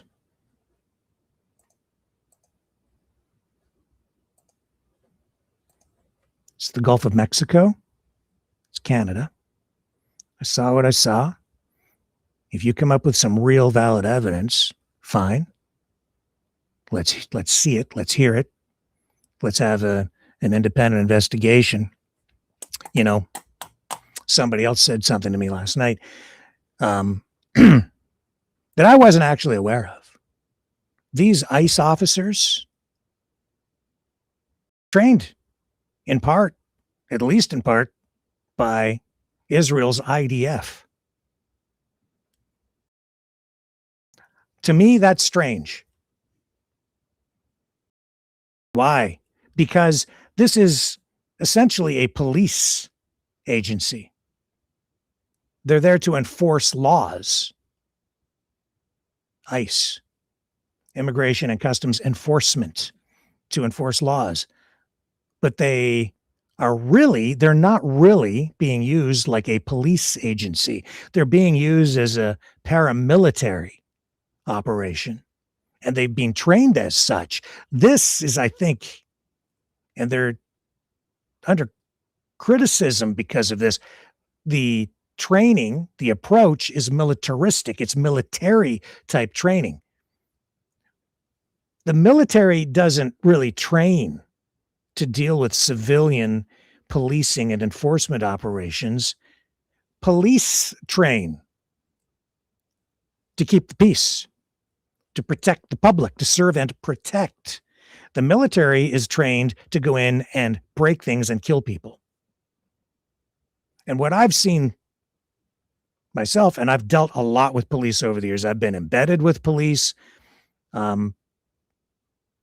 I was embedded for a time with a critical incident response team. I took some training for that in order to work as a journalist, embedded with a CERT team here in Canada, the equivalent of a SWAT team. The police up here in Canada, and I think in most U.S. cities, they're focused on public safety. This ICE operation that's not what their focus is. They're going door to door. They're knocking on doors. They're dragging people out. They're taking people, throwing them on planes. Their tactics are military style. And the same person who told me that last night also said to me, yeah, but the military too, sometimes they use them for civilian operations. Yeah, that's true. Here in Canada, we do sometimes call out the military for domestic service, for non-military type operations. For instance, sometimes we've seen the military in Canada called out to provide assistance to the public in snowstorms. But that's a lot different than what we're seeing in the States, because when the military is used in that way, they're not there enforcing laws. They're out shoveling snow. They're not effecting arrests. They're there serving the public, but they're not there in an enforcement, a law enforcement capacity. That's still left to local and provincial and federal law enforcement agencies. The military is just there to provide assistance in other capacities. Now, you bring in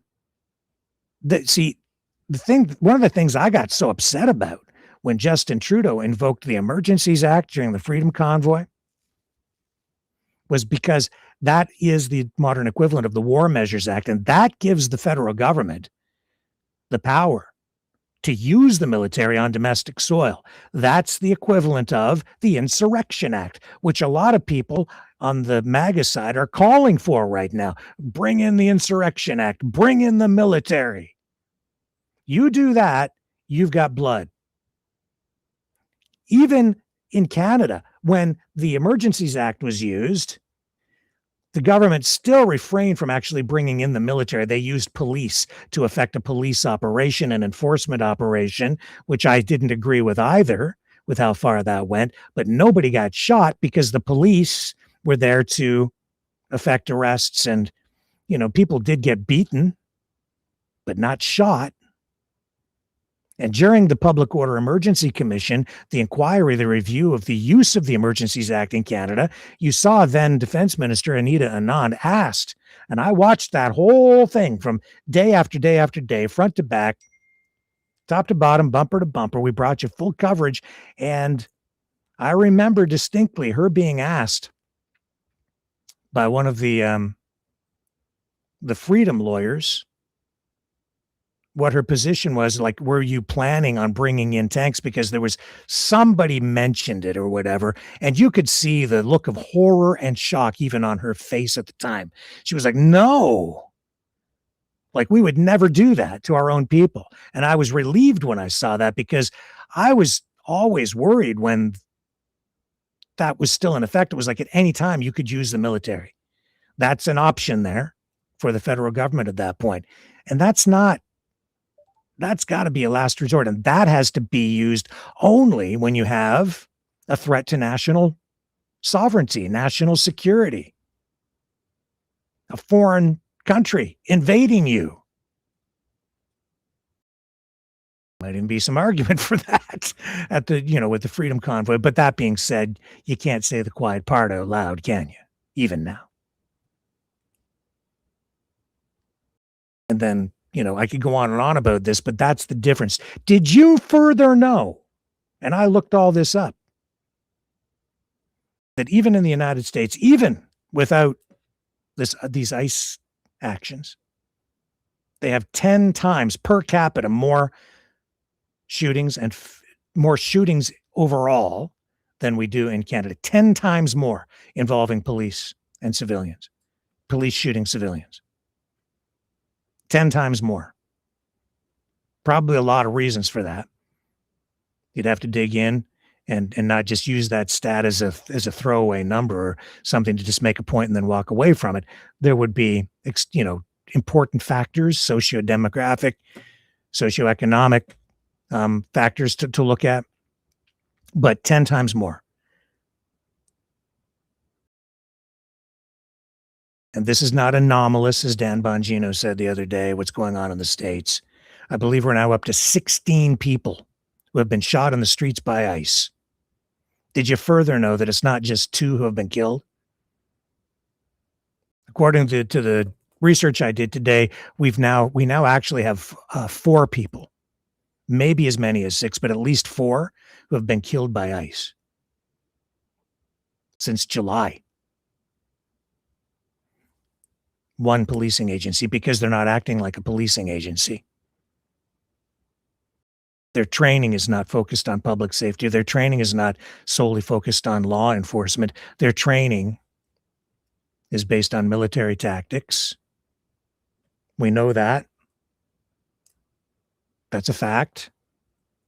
And the question is, why?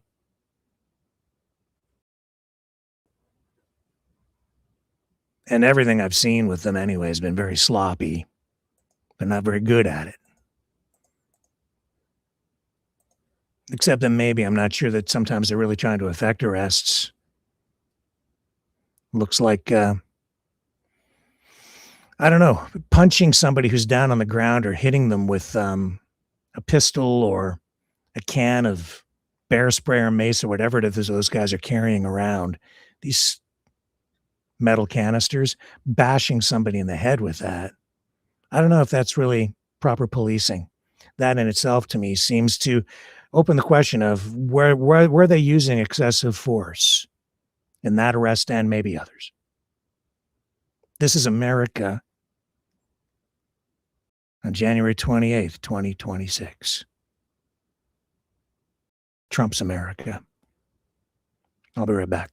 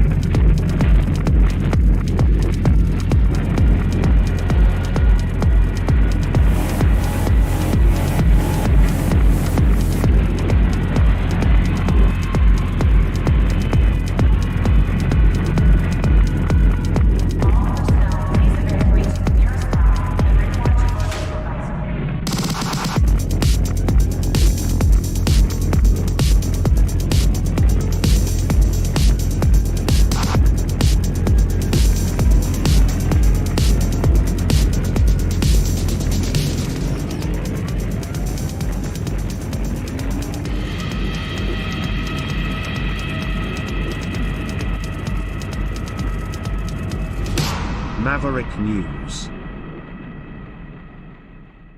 The world is watching. And I think maybe Trump is finally getting the message. And yeah, I see in the comments somebody saying 4 people killed by ICE. That's the information that I had from the research I did overnight. I don't have all the circumstances surrounding it, but a lot of stuff we're just not really getting information on.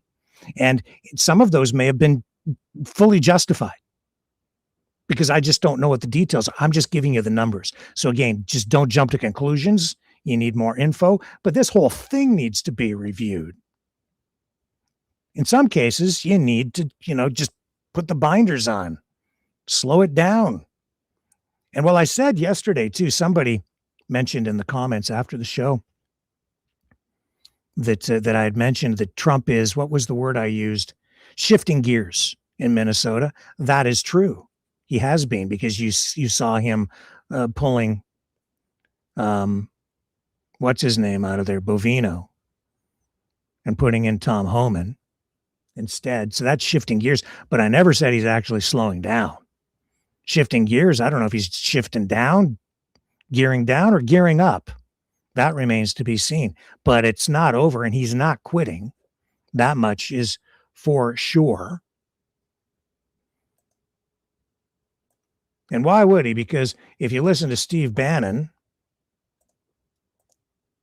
he doesn't want it to end. He wants this to keep on going.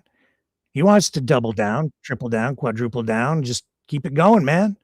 Because MAGA don't quit. They're not quitters over there. Stephen Miller, let me be blunt. You can't send 300 Customs and Border and ICE and not have a whole of government approach. You have to have DOJ. You have to have tiger teams of prosecutors.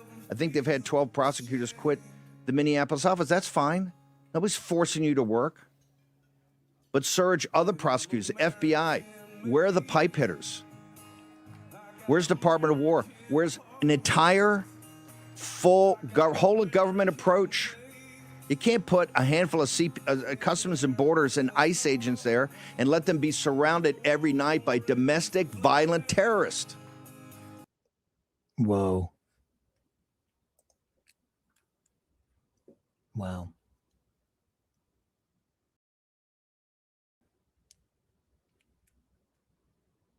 Where have I heard that talk before? Right here in Kanakistan. They're all a bunch of terrorists. Gonna have to use the Emergencies Act. This is an inflection point. You blink now and you're going to blink forever. You bend the knee now, you'll bend the knee forever. If we stand in the breach and say, screw you, we're fighting for the country, right? And I don't care how many people I got to deport. I don't care. If the families are there and they're there illegally and we want to keep them together, guess what? You're going to have to round up some 5-year-olds with their parents. But they're going home. And home ain't the United States. I don't care how long they've been here on Biden's watch, law-abiding. That's not the point. They're here illegally.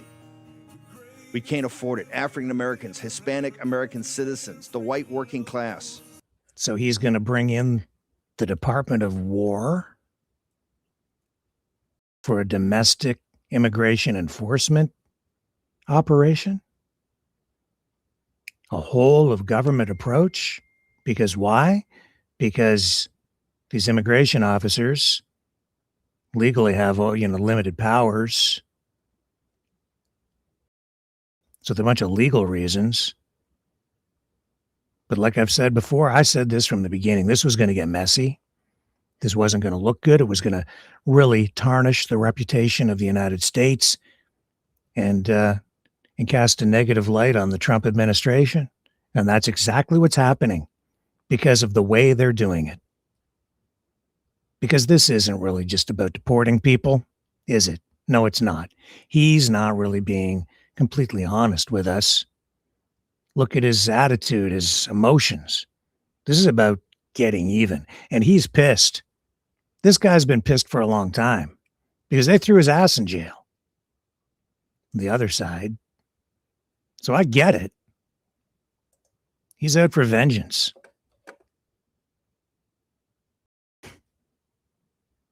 It's how you do it, Steve. Their lives are being destroyed. Their education systems, their health care, their jobs are being taken. Their wages are being driven down. They're American citizens. And illegal alien invaders are not American citizens. That's a bright line. And somebody's got to be clarifying that. Because MAGA ain't backing down. We're not in the back down business.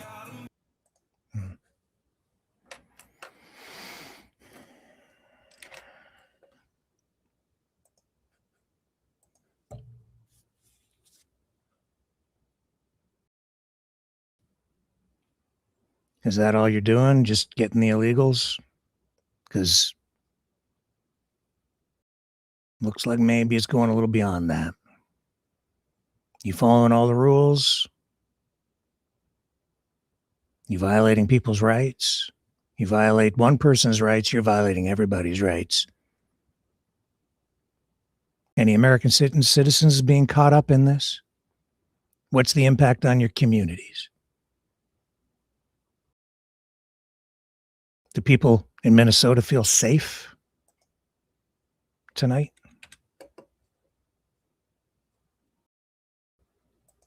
A lot of people don't. Does that tell you anything? Should. Gonna take another short break. Be right back.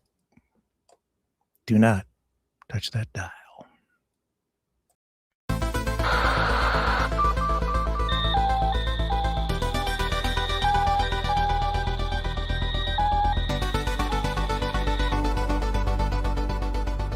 Maverick News isn't just a news outlet, it's a community of truth seekers. Your donation at freedomreporters.com fuels our mission to report the stories that mainstream media won't touch. Thank you, Maverick family.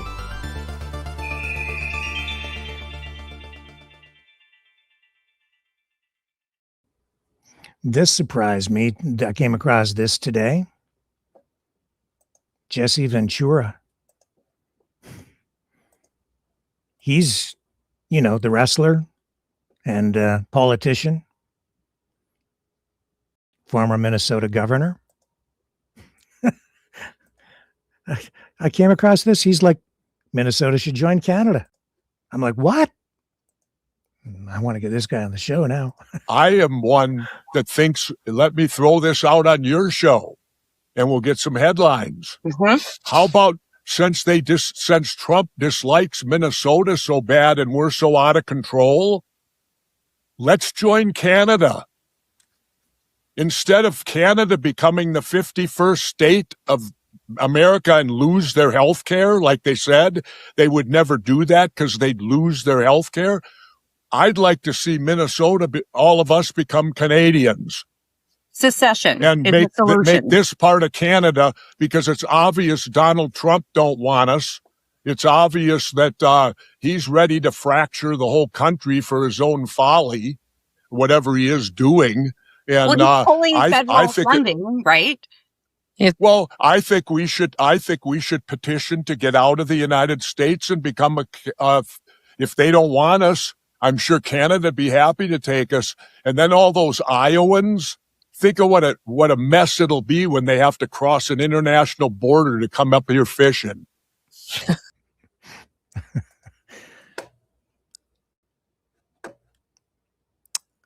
Maybe he's reshaping our reality. Yeah, you start talking about it, could happen. That in itself, though, might be dangerous. And when I start seeing things like that, I begin to think, all this talk about the Civil War spilling over into Canada and the two countries breaking up and a redistribution or redrawing of the map, and it could happen.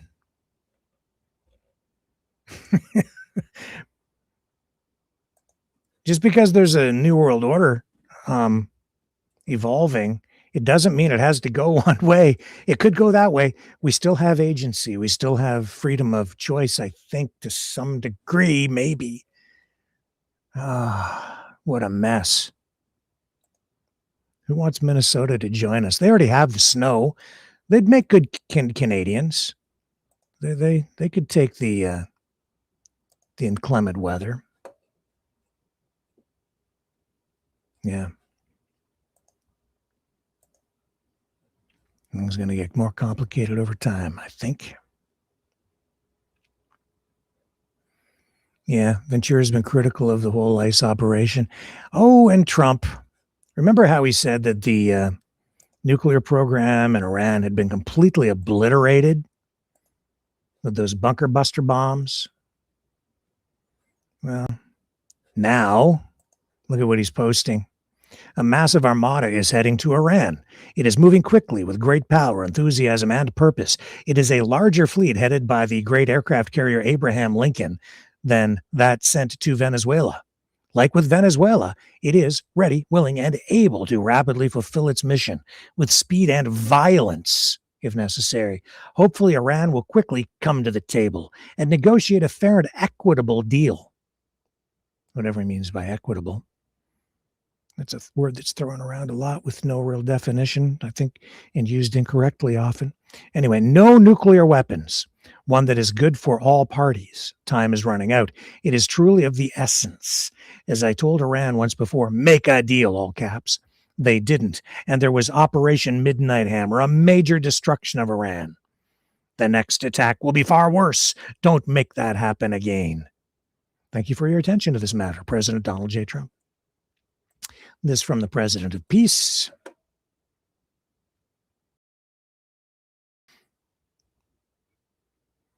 If he's doing that, and the objective is to prevent Iran from getting a nuclear weapon, that would tell me that what they said before was not truthful, that the bombing, the previous bombing, did not obliterate the nuclear program.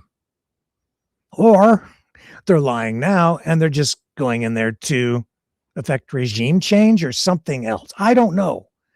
But they're either lying before or they're lying now about all of this. And it's scary and destabilizing.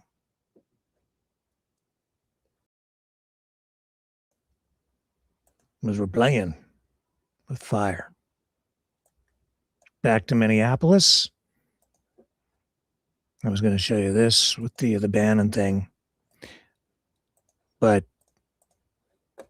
public opinion matters. What you think matters. And a lot of people saw what they saw. They know what they know. And while more information is still needed, there has been enough public pushback on what is going on the streets of America with these ICE operations that the two Border Patrol agents who fired, shot, and killed Alex Preddy have now been placed on leave.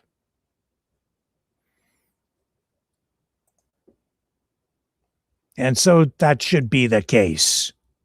You have any officer involved in a fatal shooting, I said this the other night, the proper procedure is to put those officers, say, you go home till we figured all this out. You'll be on a paid leave until we have an investigation and figure out what really happened.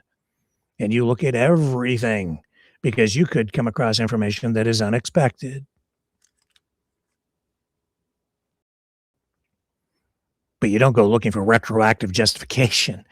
You go looking for information that is relevant to the law and police procedure and how you can prevent these things from happening again. And you have to be worried about the welfare of the officers too. These two guys just shot somebody, killed somebody. You have to be concerned about their mental health, their mental state. You don't just leave them on the job. It's my understanding that the officer that shot Renee Good was immediately just put back on the job. Imagine how it would affect your mind, your emotions, if you shot and killed another human being, even in the line of duty. Regardless of the circumstances, you just killed somebody. Might be wise to just have that person take a step back, take a little breather, take a break, get a little bit of support, right? Sit down, talk to somebody, work it all out in your mind, make sure that that person is okay up here and here. Thinking about the welfare of the officers too, everybody and the families. Putting the guy back on the job, immediately saying, "Oh, you don't need to take a break. Just get back in there. Go get one for the gipper." It's disrespectful to the family. It's disrespectful to the law. It's disrespectful to the community. It's disrespectful to the officer because it says, "You just suck it up." And it also says, you see what I'm saying? Everybody just slow down for a minute. That's what should be happening. That's always what happens up here with our police services, because lessons have been learned over many, many, many, many, many, many, many, many years. Not to say that our services up here are infallible. We have issues too. But man, that the what they're doing down there, that stuff would never fly up here. Never. Sloppy, inappropriate, not focused on safety. These guys are not trained in community policing, keeping communities safe. And even there, you need the public's trust. These guys don't have it now. So that's why you've got so many people out there protesting against them. It's political, but it's also a symptom of a much larger problem. People have lost trust and respect in police. That's a big freaking problem for any society.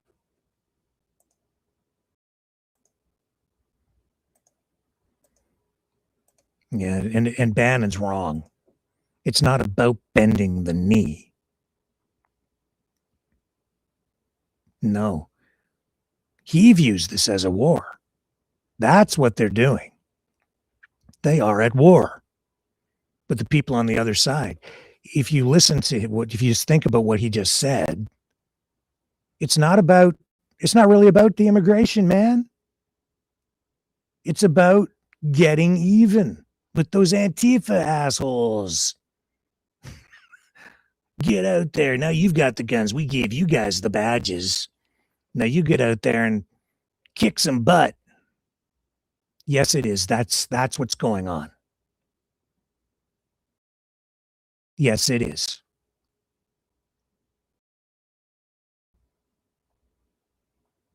That's why it's so sloppy. That's what this is. Political. You want good policing, you get the politics out of the cops. You have a politicized paramilitary force that's roaming the streets. And I never thought I'd be saying these things about Donald Trump or his administration. But here I sit saying, where have we seen this before in history?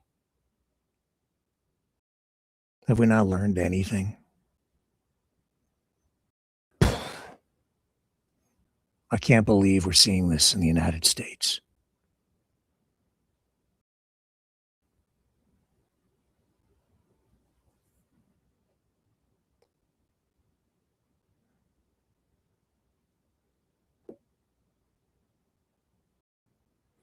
Surge 2926 trampled them with horses, Canada. Yeah. Did you see the episode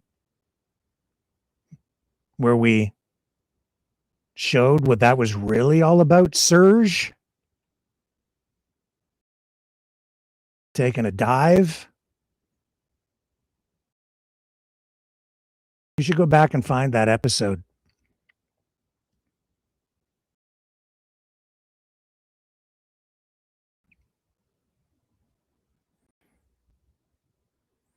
And yeah, Maureen, it would be paid leave because you don't know what happened and they haven't been charged with anything. So that would change if they were charged with something afterward. And then, but no, the appropriate thing is always to put them on a paid leave.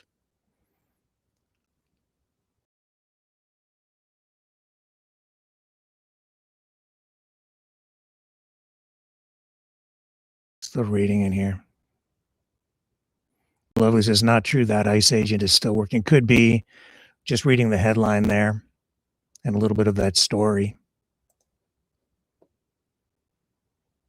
This is supposed to be new and developing.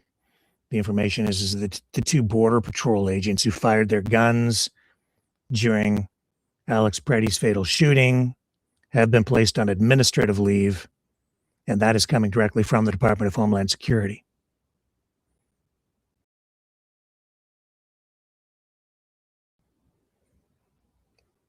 And yeah, they've been lying about a lot of things. This is the thing. They're trying to manufacture justification for what these officers did. Immediately they came out, they started calling Preddy a domestic terrorist, that he was out there to slaughter people. They said that he was brandishing a gun when he in fact never touched it, never withdrew it from a holster. They were just straight outright lies being told from the beginning. That's a problem. That's the politics. You know, I wasn't really going to get into this tonight, but I've been looking into why this seems to be the norm now. Why the Trump administration, I'd say, you know, even other countries, why it's becoming the norm to use deception, lying as part of the political process to this degree. These tactics, this fifth generation information warfare strategy used to screw with people's minds so that you don't even believe the things that you actually see. And I've been finding that this is all based in a certain type of philosophy that forms the foundation for the modern populist movement. And it's coming from a few different philosophers who have modern philosophers and older philosophers, but these political movements have taken these teachings and these ideas, and they've turned them into strategies to reshape people's minds. And while this might sound like a conspiracy theory, it is not. It really comes down to marketing techniques and propaganda and using this new medium, the internet, in new and effective ways that are extremely powerful. And you're seeing that in real time with these shootings involving ICE in Minnesota, especially with this Alex Preddy thing. That's why that Greg, what's his name from Newsmax, and that cell phone thing, that affects people. A lot of people just buy into it. They believe it because they want to believe it. Because that's my team. That's my tribe. Yeah, he's right. They might have thought it was a gun. So it's okay for them to kill him. No, No. It's the Gulf of Mexico. He was holding a cell phone. Do you see? You can't let them just turn it upside down. You can't let them sit there and say that Canada picked a fight with the United States on tariffs. It's not true. Trump picked the fight with Canada. His political movement picked the fight with Canada. They're at war with Canada. They're at war with liberalism. And when I say liberalism, I mean they're at war with democracy. They don't believe in democracy. They're at war with even classical liberalism, not just progressivism. LGBTQS plus, gay people. No. It goes deeper.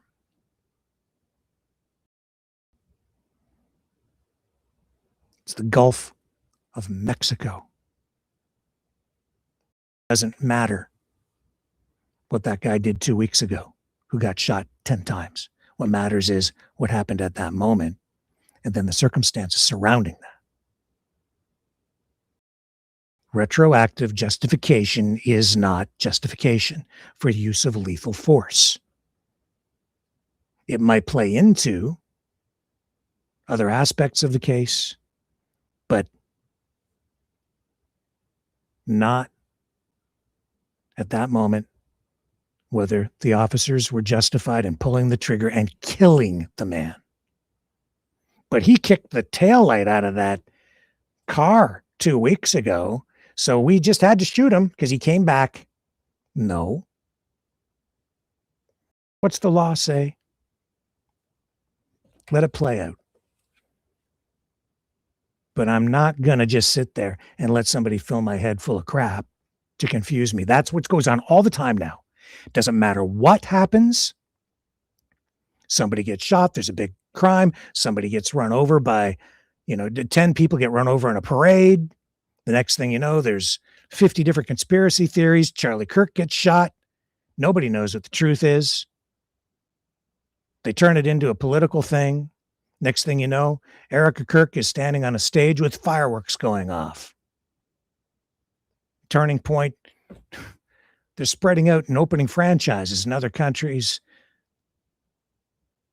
because now it's more popular than ever. So why not bring it to Canada?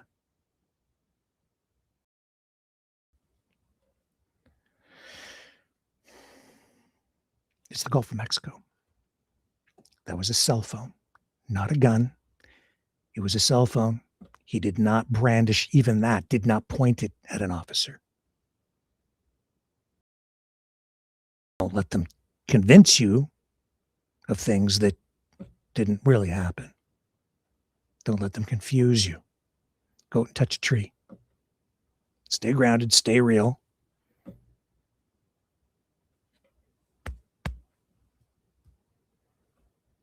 Do what's right. Think.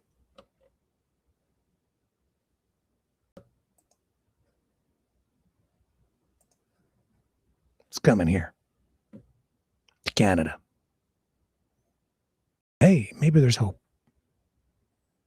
Katy Perry, Justin Trudeau. We're going to talk about that when we come back. Don't go away. You're not going to want to miss this.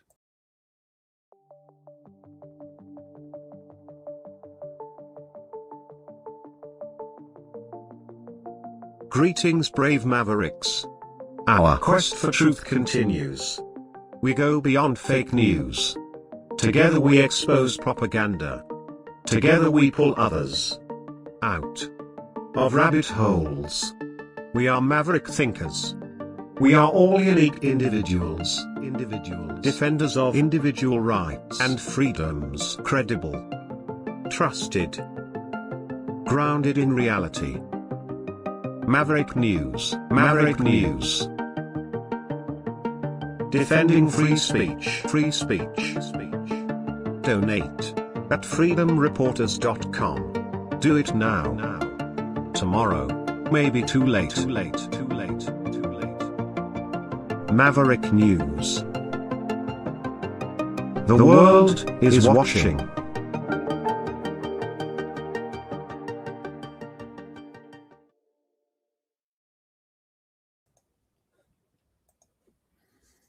Okay. Also, just before we talk about JT and his main squeeze now, did you see this with Ilhan Omar? Somebody came and assaulted her by spraying some sort of liquid on her. I haven't actually seen the footage, but I think I have it queued up here. I just want to mention it because, again, Trump is trying to shape our reality on this. I've never been a huge fan of Ilhan Omar, but here she is. To resign or face impeachment.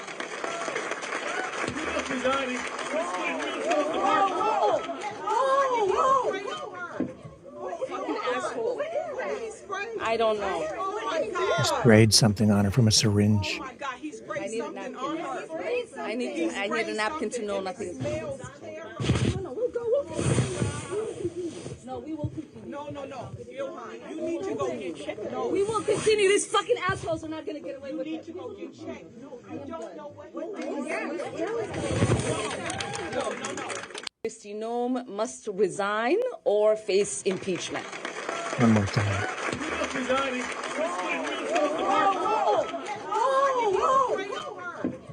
Fucking asshole. I don't know. Oh my God, he sprayed something on her. I need a napkin to know nothing. No, we'll go. No, we will continue. No. Ilhan, you need to go get checked. No, we will continue. These fucking assholes are not going to get away with it. You need to go get checked. No, I don't know what. Yeah.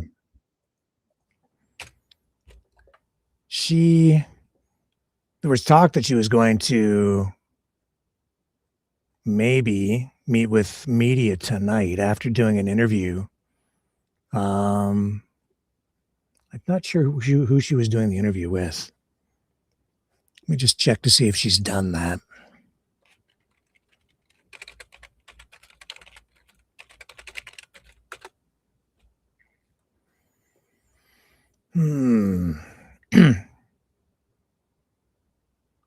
Something from the New York Times, but I don't think that's actually new.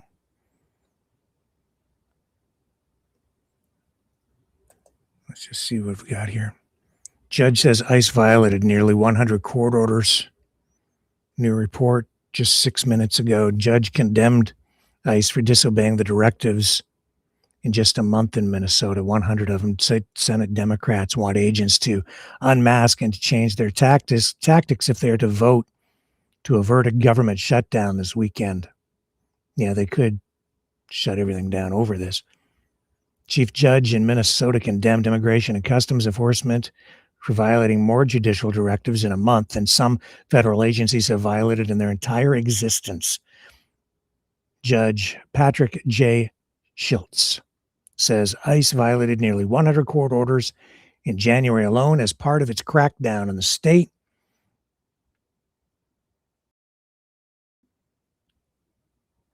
On Wednesday, federal judge ordered federal agents to stop detaining and deporting refugees in Minnesota who are lawfully admitted into the United States and to immediately release those currently held for re-examination of their cases.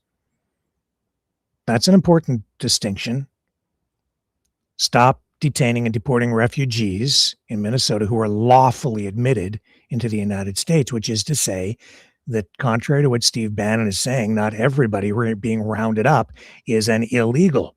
The judge granted a temporary restraining order halting for now the Trump administration's operation, which has swept up at least 100 people so far.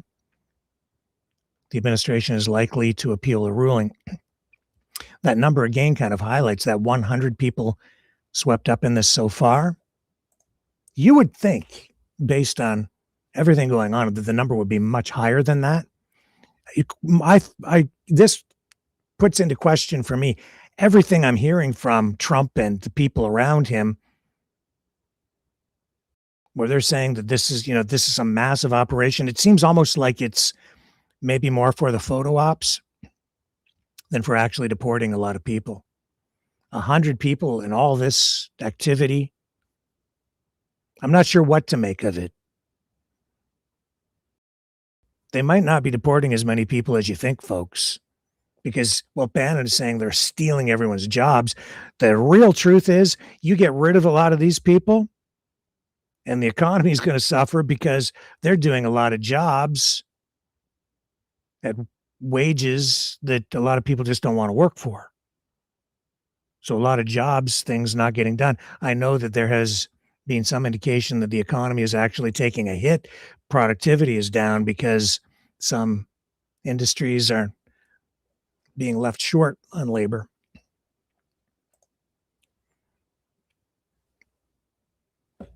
Don't know what the truth is because, like I said at the beginning of the program, I just don't trust what's coming from Trump anymore. You can't. He makes everything up. It was the biggest, it was the worst border ever. Millions of people coming. Now it's 99.9% of all immigration, illegal immigration has stopped. Really? Here's another angle on the Ilhan Omar's thing. Maybe I don't have it.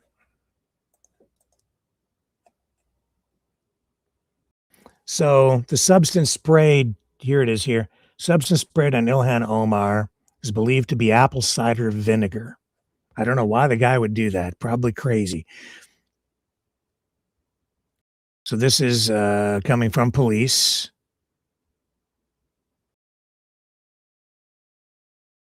New information. And the alleged attacker faces charges for assault. So, yeah, she was there at this presentation calling for U.S. Immigration and Customs Enforcement to be abolished. Wants Kristi Noem impeached.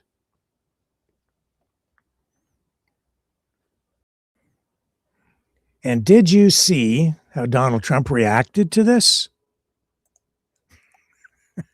It's exactly what I've been saying. Okay. Trump, let me see if I can find the clip.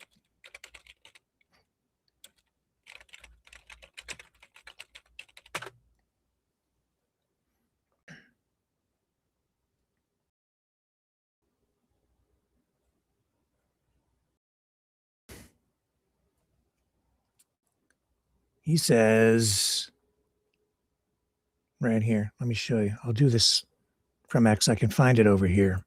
He says she probably had it done to herself.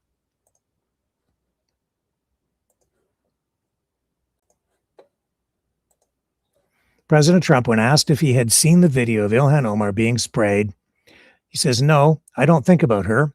I think she's a fraud. I really don't think about that. She probably had herself sprayed, knowing her."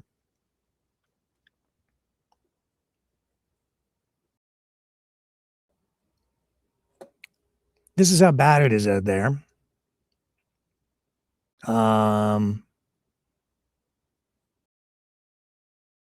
It's possible.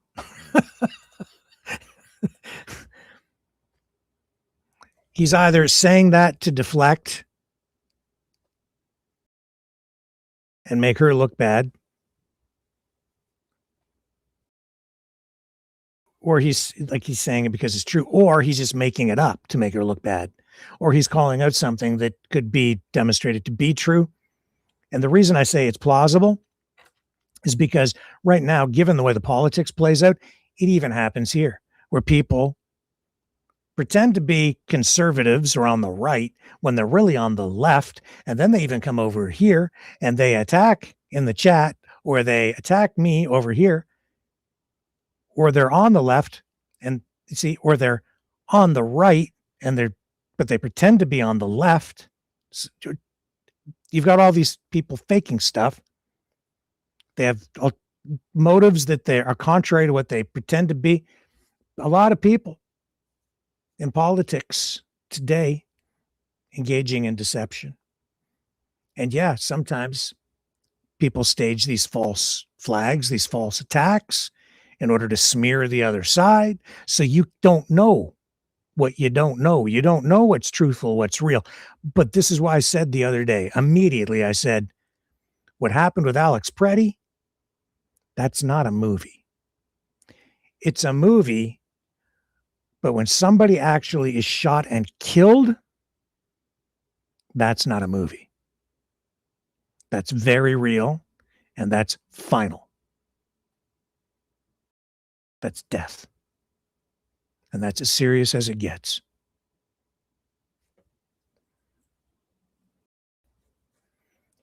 That's why at that point, you got to stop. And you have to say, enough of this and enough of the fake cell phone thing with the guy on Newsmax and enough of the narrative spinning, enough of the conspiracy theory stuff. We need facts. If we don't at least make an effort to get back to dealing with factual information, everything is going to fall apart. We will lose everything. And because now it doesn't matter what happens. There's always some excuse, some reason for you to not believe what you actually saw. And even though you've seen what you actually saw, maybe the person doing it was just acting. And it's going on all the time. Been going on up here in Canada for quite a while. The horse trampling somebody at the Freedom Convoy, I was enraged. But you know what made me even angrier? When I found out it was freaking fake. It was sort of real, but not. It's influencers, not journalists, running into the middle of crowds, protests in order to piss one side off and get attacked accidentally on purpose, to get people emotionally engaged and upset so that you donate, so that you sympathize, empathize, support their political objectives. It's lying to people, deceiving them, not telling you what you really are. It's running for office, running for president, never mentioning that your true intent is to take over other countries when you're telling them that you're going to be a president of peace. And the whole time doing what you're doing, still telling people you're a president of peace while you wage war and even rename your Department of Defense the Department of War.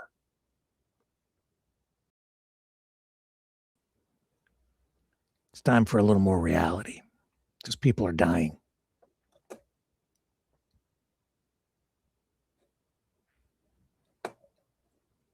I was going to run the Truspiracies thing, but this is maybe the most real thing that we're going to talk about all night.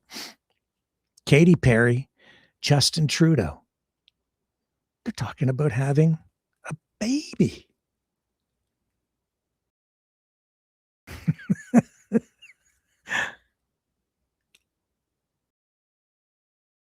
This is a problem. Actually, it's a big problem. This in itself could be a national security issue for the United States and certainly for Donald Trump. How far along is this? Well, I think it's pretty far along. There are some people out there speculating that Katy Perry might even already be pregnant. Now, there's no credible information to say that it's gone that far, but sources say, insiders, and there are lots of reports of this, and they've been making the rounds on social media over the last few days, that they're talking about not only having a baby, they're talking about getting hitched. And then I got to thinking, oh my God, Donald Trump is going to have a conniption fit. He's probably going to come after Canada with even more tariffs. It'll be 200% tariffs on everything. If Katy Perry and Justin Trudeau get married and have spawn. Do you know why? Do you know what that means? It means that Canadian political royalty is mixing with Hollyweird.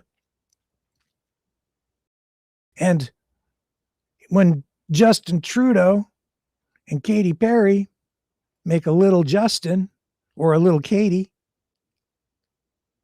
that child, when it grows up to be, I think, 35, will be eligible to become president of the United States. Truth. I don't know that Donald Trump will be around to see that, but I can see into the future. Because we always are ahead of the curve here. No, they're really talking about it. Making headlines. Quite the couple, aren't they? I'm not even sure. Is Justin Trudeau's divorce from his other wife, is that even finalized at this point? In any event, they're talking about having a little one. Oh, but there's more. See, not only would a baby born to Trudeau and Perry be eligible to become president of the United States, because it would, in all likelihood, be born in the U.S. to Katy Perry, who's a U.S. citizen. Therefore, the child would have U.S. citizenship, would be born on U.S. soil, and could become president. More than that, that same child could then go on to become Prime Minister of Canada. Could happen. You could have a president of the United States who also becomes Prime Minister of Canada. I don't know if you could hold both offices at the same time, but why not? Donald Trump set the precedent because he's the acting president of Venezuela, self-declared on social media. He can rename a body of water, an entire gulf. Why not? Just make yourself acting president of another country. Oh, by the way, the person serving as president in Venezuela says she's tired of putting up with the orders from the Trump administration. I don't know what that means. Maybe they'll have to swoop in there with more Black Hawk helicopters and whatever that machine was that discombobulated all of the electronics, allowing them to move in a stealth mode and just scoop up the president, kidnapping, and flee the country. They're going to have to maybe do it again, or affect some other measures to bring in regime change in Venezuela. But they got their hands full in Iran now. I don't know, they're getting spread a little thin, aren't they? Concentration of powers. Not just in the Western Hemisphere, but in the Middle East too. But I guess the Don Road Doctrine, that gets exercised just wherever. So back to Katy Perry and Justin. Oh, this is going to piss Donald Trump off. And Katy Perry has come out and has been very vocal about ICE. Critical. And let's just do a little Twitter scroll, shall we? See what the latest is on the Katy Perry pregnancy.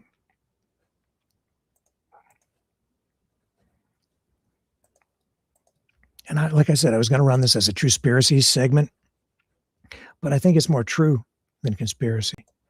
So we'll just do this.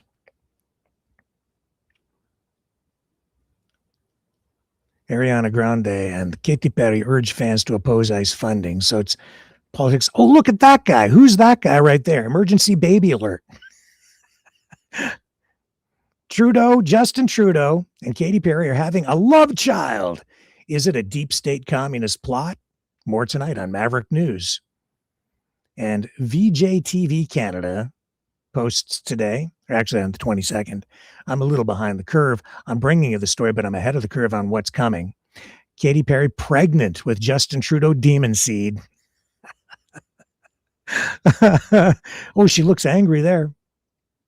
The pop star posted alt graphics across Instagram and Facebook saying she's sick of watching lawful citizens and non-citizens being arrested at their peaceful protests and pulled out of their homes.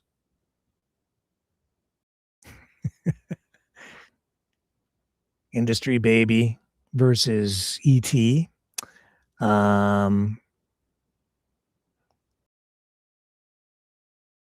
Yeah.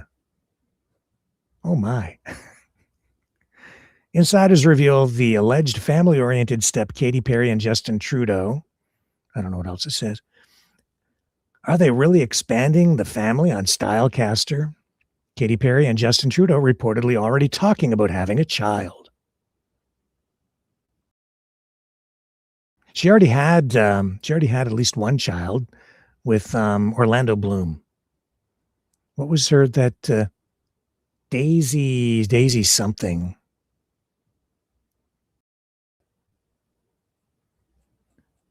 Is the name of her other child.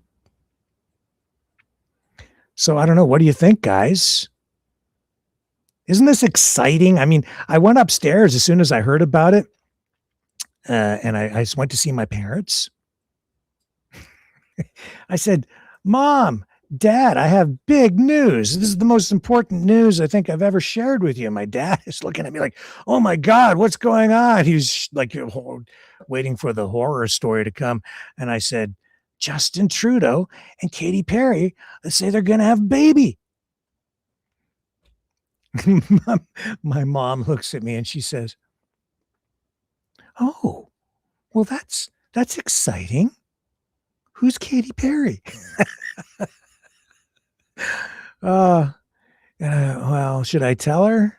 Should I say, Katy Perry is the one who's saying, I kissed a girl and I liked it? No. She won't understand. Oh, my. What can I say? Any thoughts in the chat? Hollywood celebs are a disease-ridden cesspool, says CBC Brown. Serge says, oh my God, I just threw up. Trudeau has nicer tot.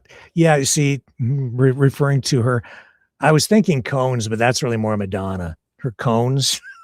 I thought, we're never going to hear the end of it. And here's the other problem with this whole damn thing. And this is why it's so scary and dangerous.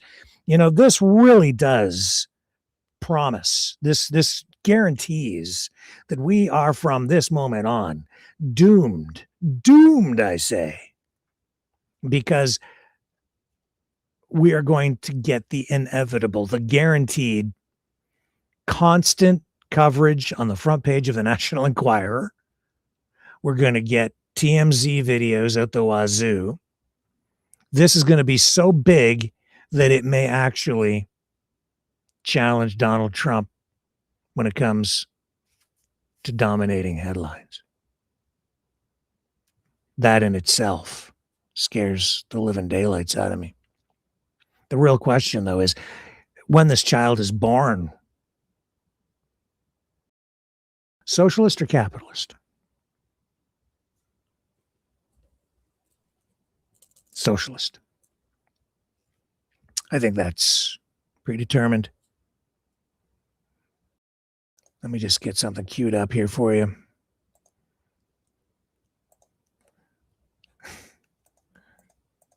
Man. Katy Perry. Justin Trudeau.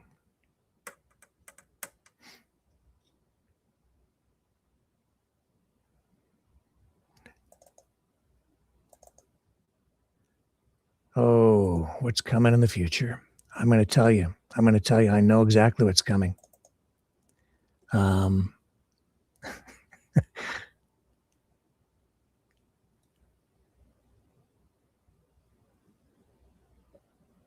me just get this queued up. Here it is here. Okay. You want to know what's coming?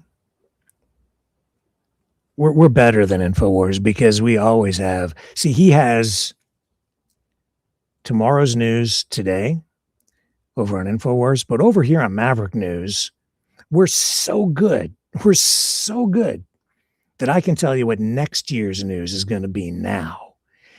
And you know what's coming a year from now? Divorce. I guarantee you they're planning the divorce now, even though, you know, they haven't been married yet and they still haven't had their spawn. About a year from now, it'll be a divorce. These celebrity marriages never last.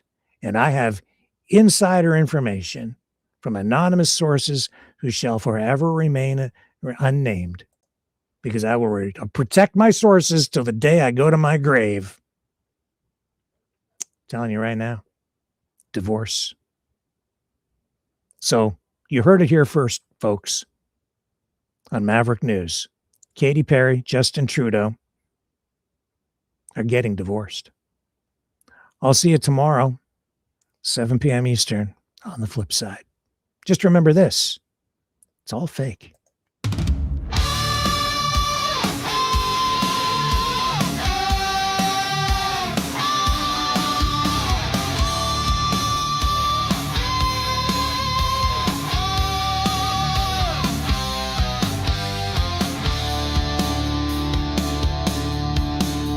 Biden's a bot, Charlie's alive. Elvis flips burgers on the Lower East Side. 10 Trumps mask up on your phone. Shilling mean coins by remote drone.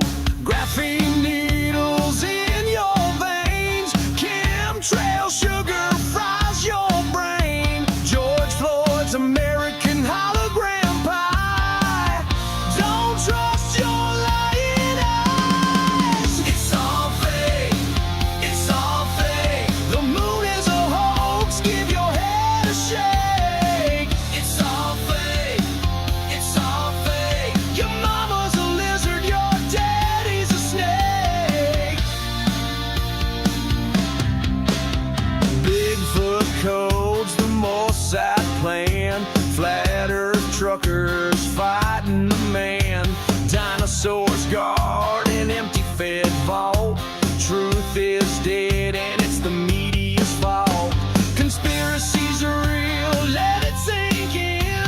Time travel, JFK is president again. 9/11's a VR game. The elite cut deals in the devil's name. It's all fake. It's all fake. From the jab to the pills that you take. It's all fake. It's all fake. The Pope's in a bunker with Q as his mate.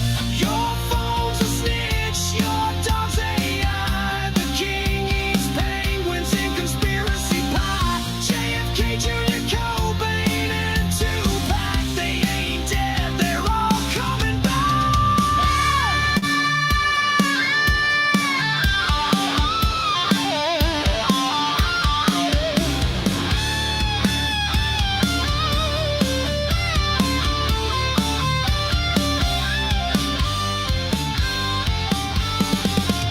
It's all fake. It's all fake. Every headline, every handshake. It's all fake. It's all fake. FBI, CIA, KGB, ABC. Are you awake?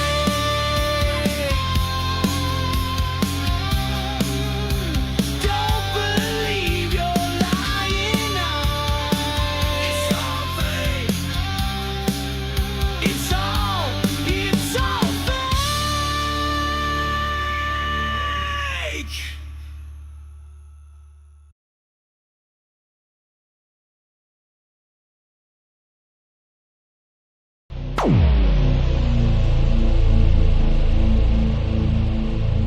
This has been a Maverick Multimedia production.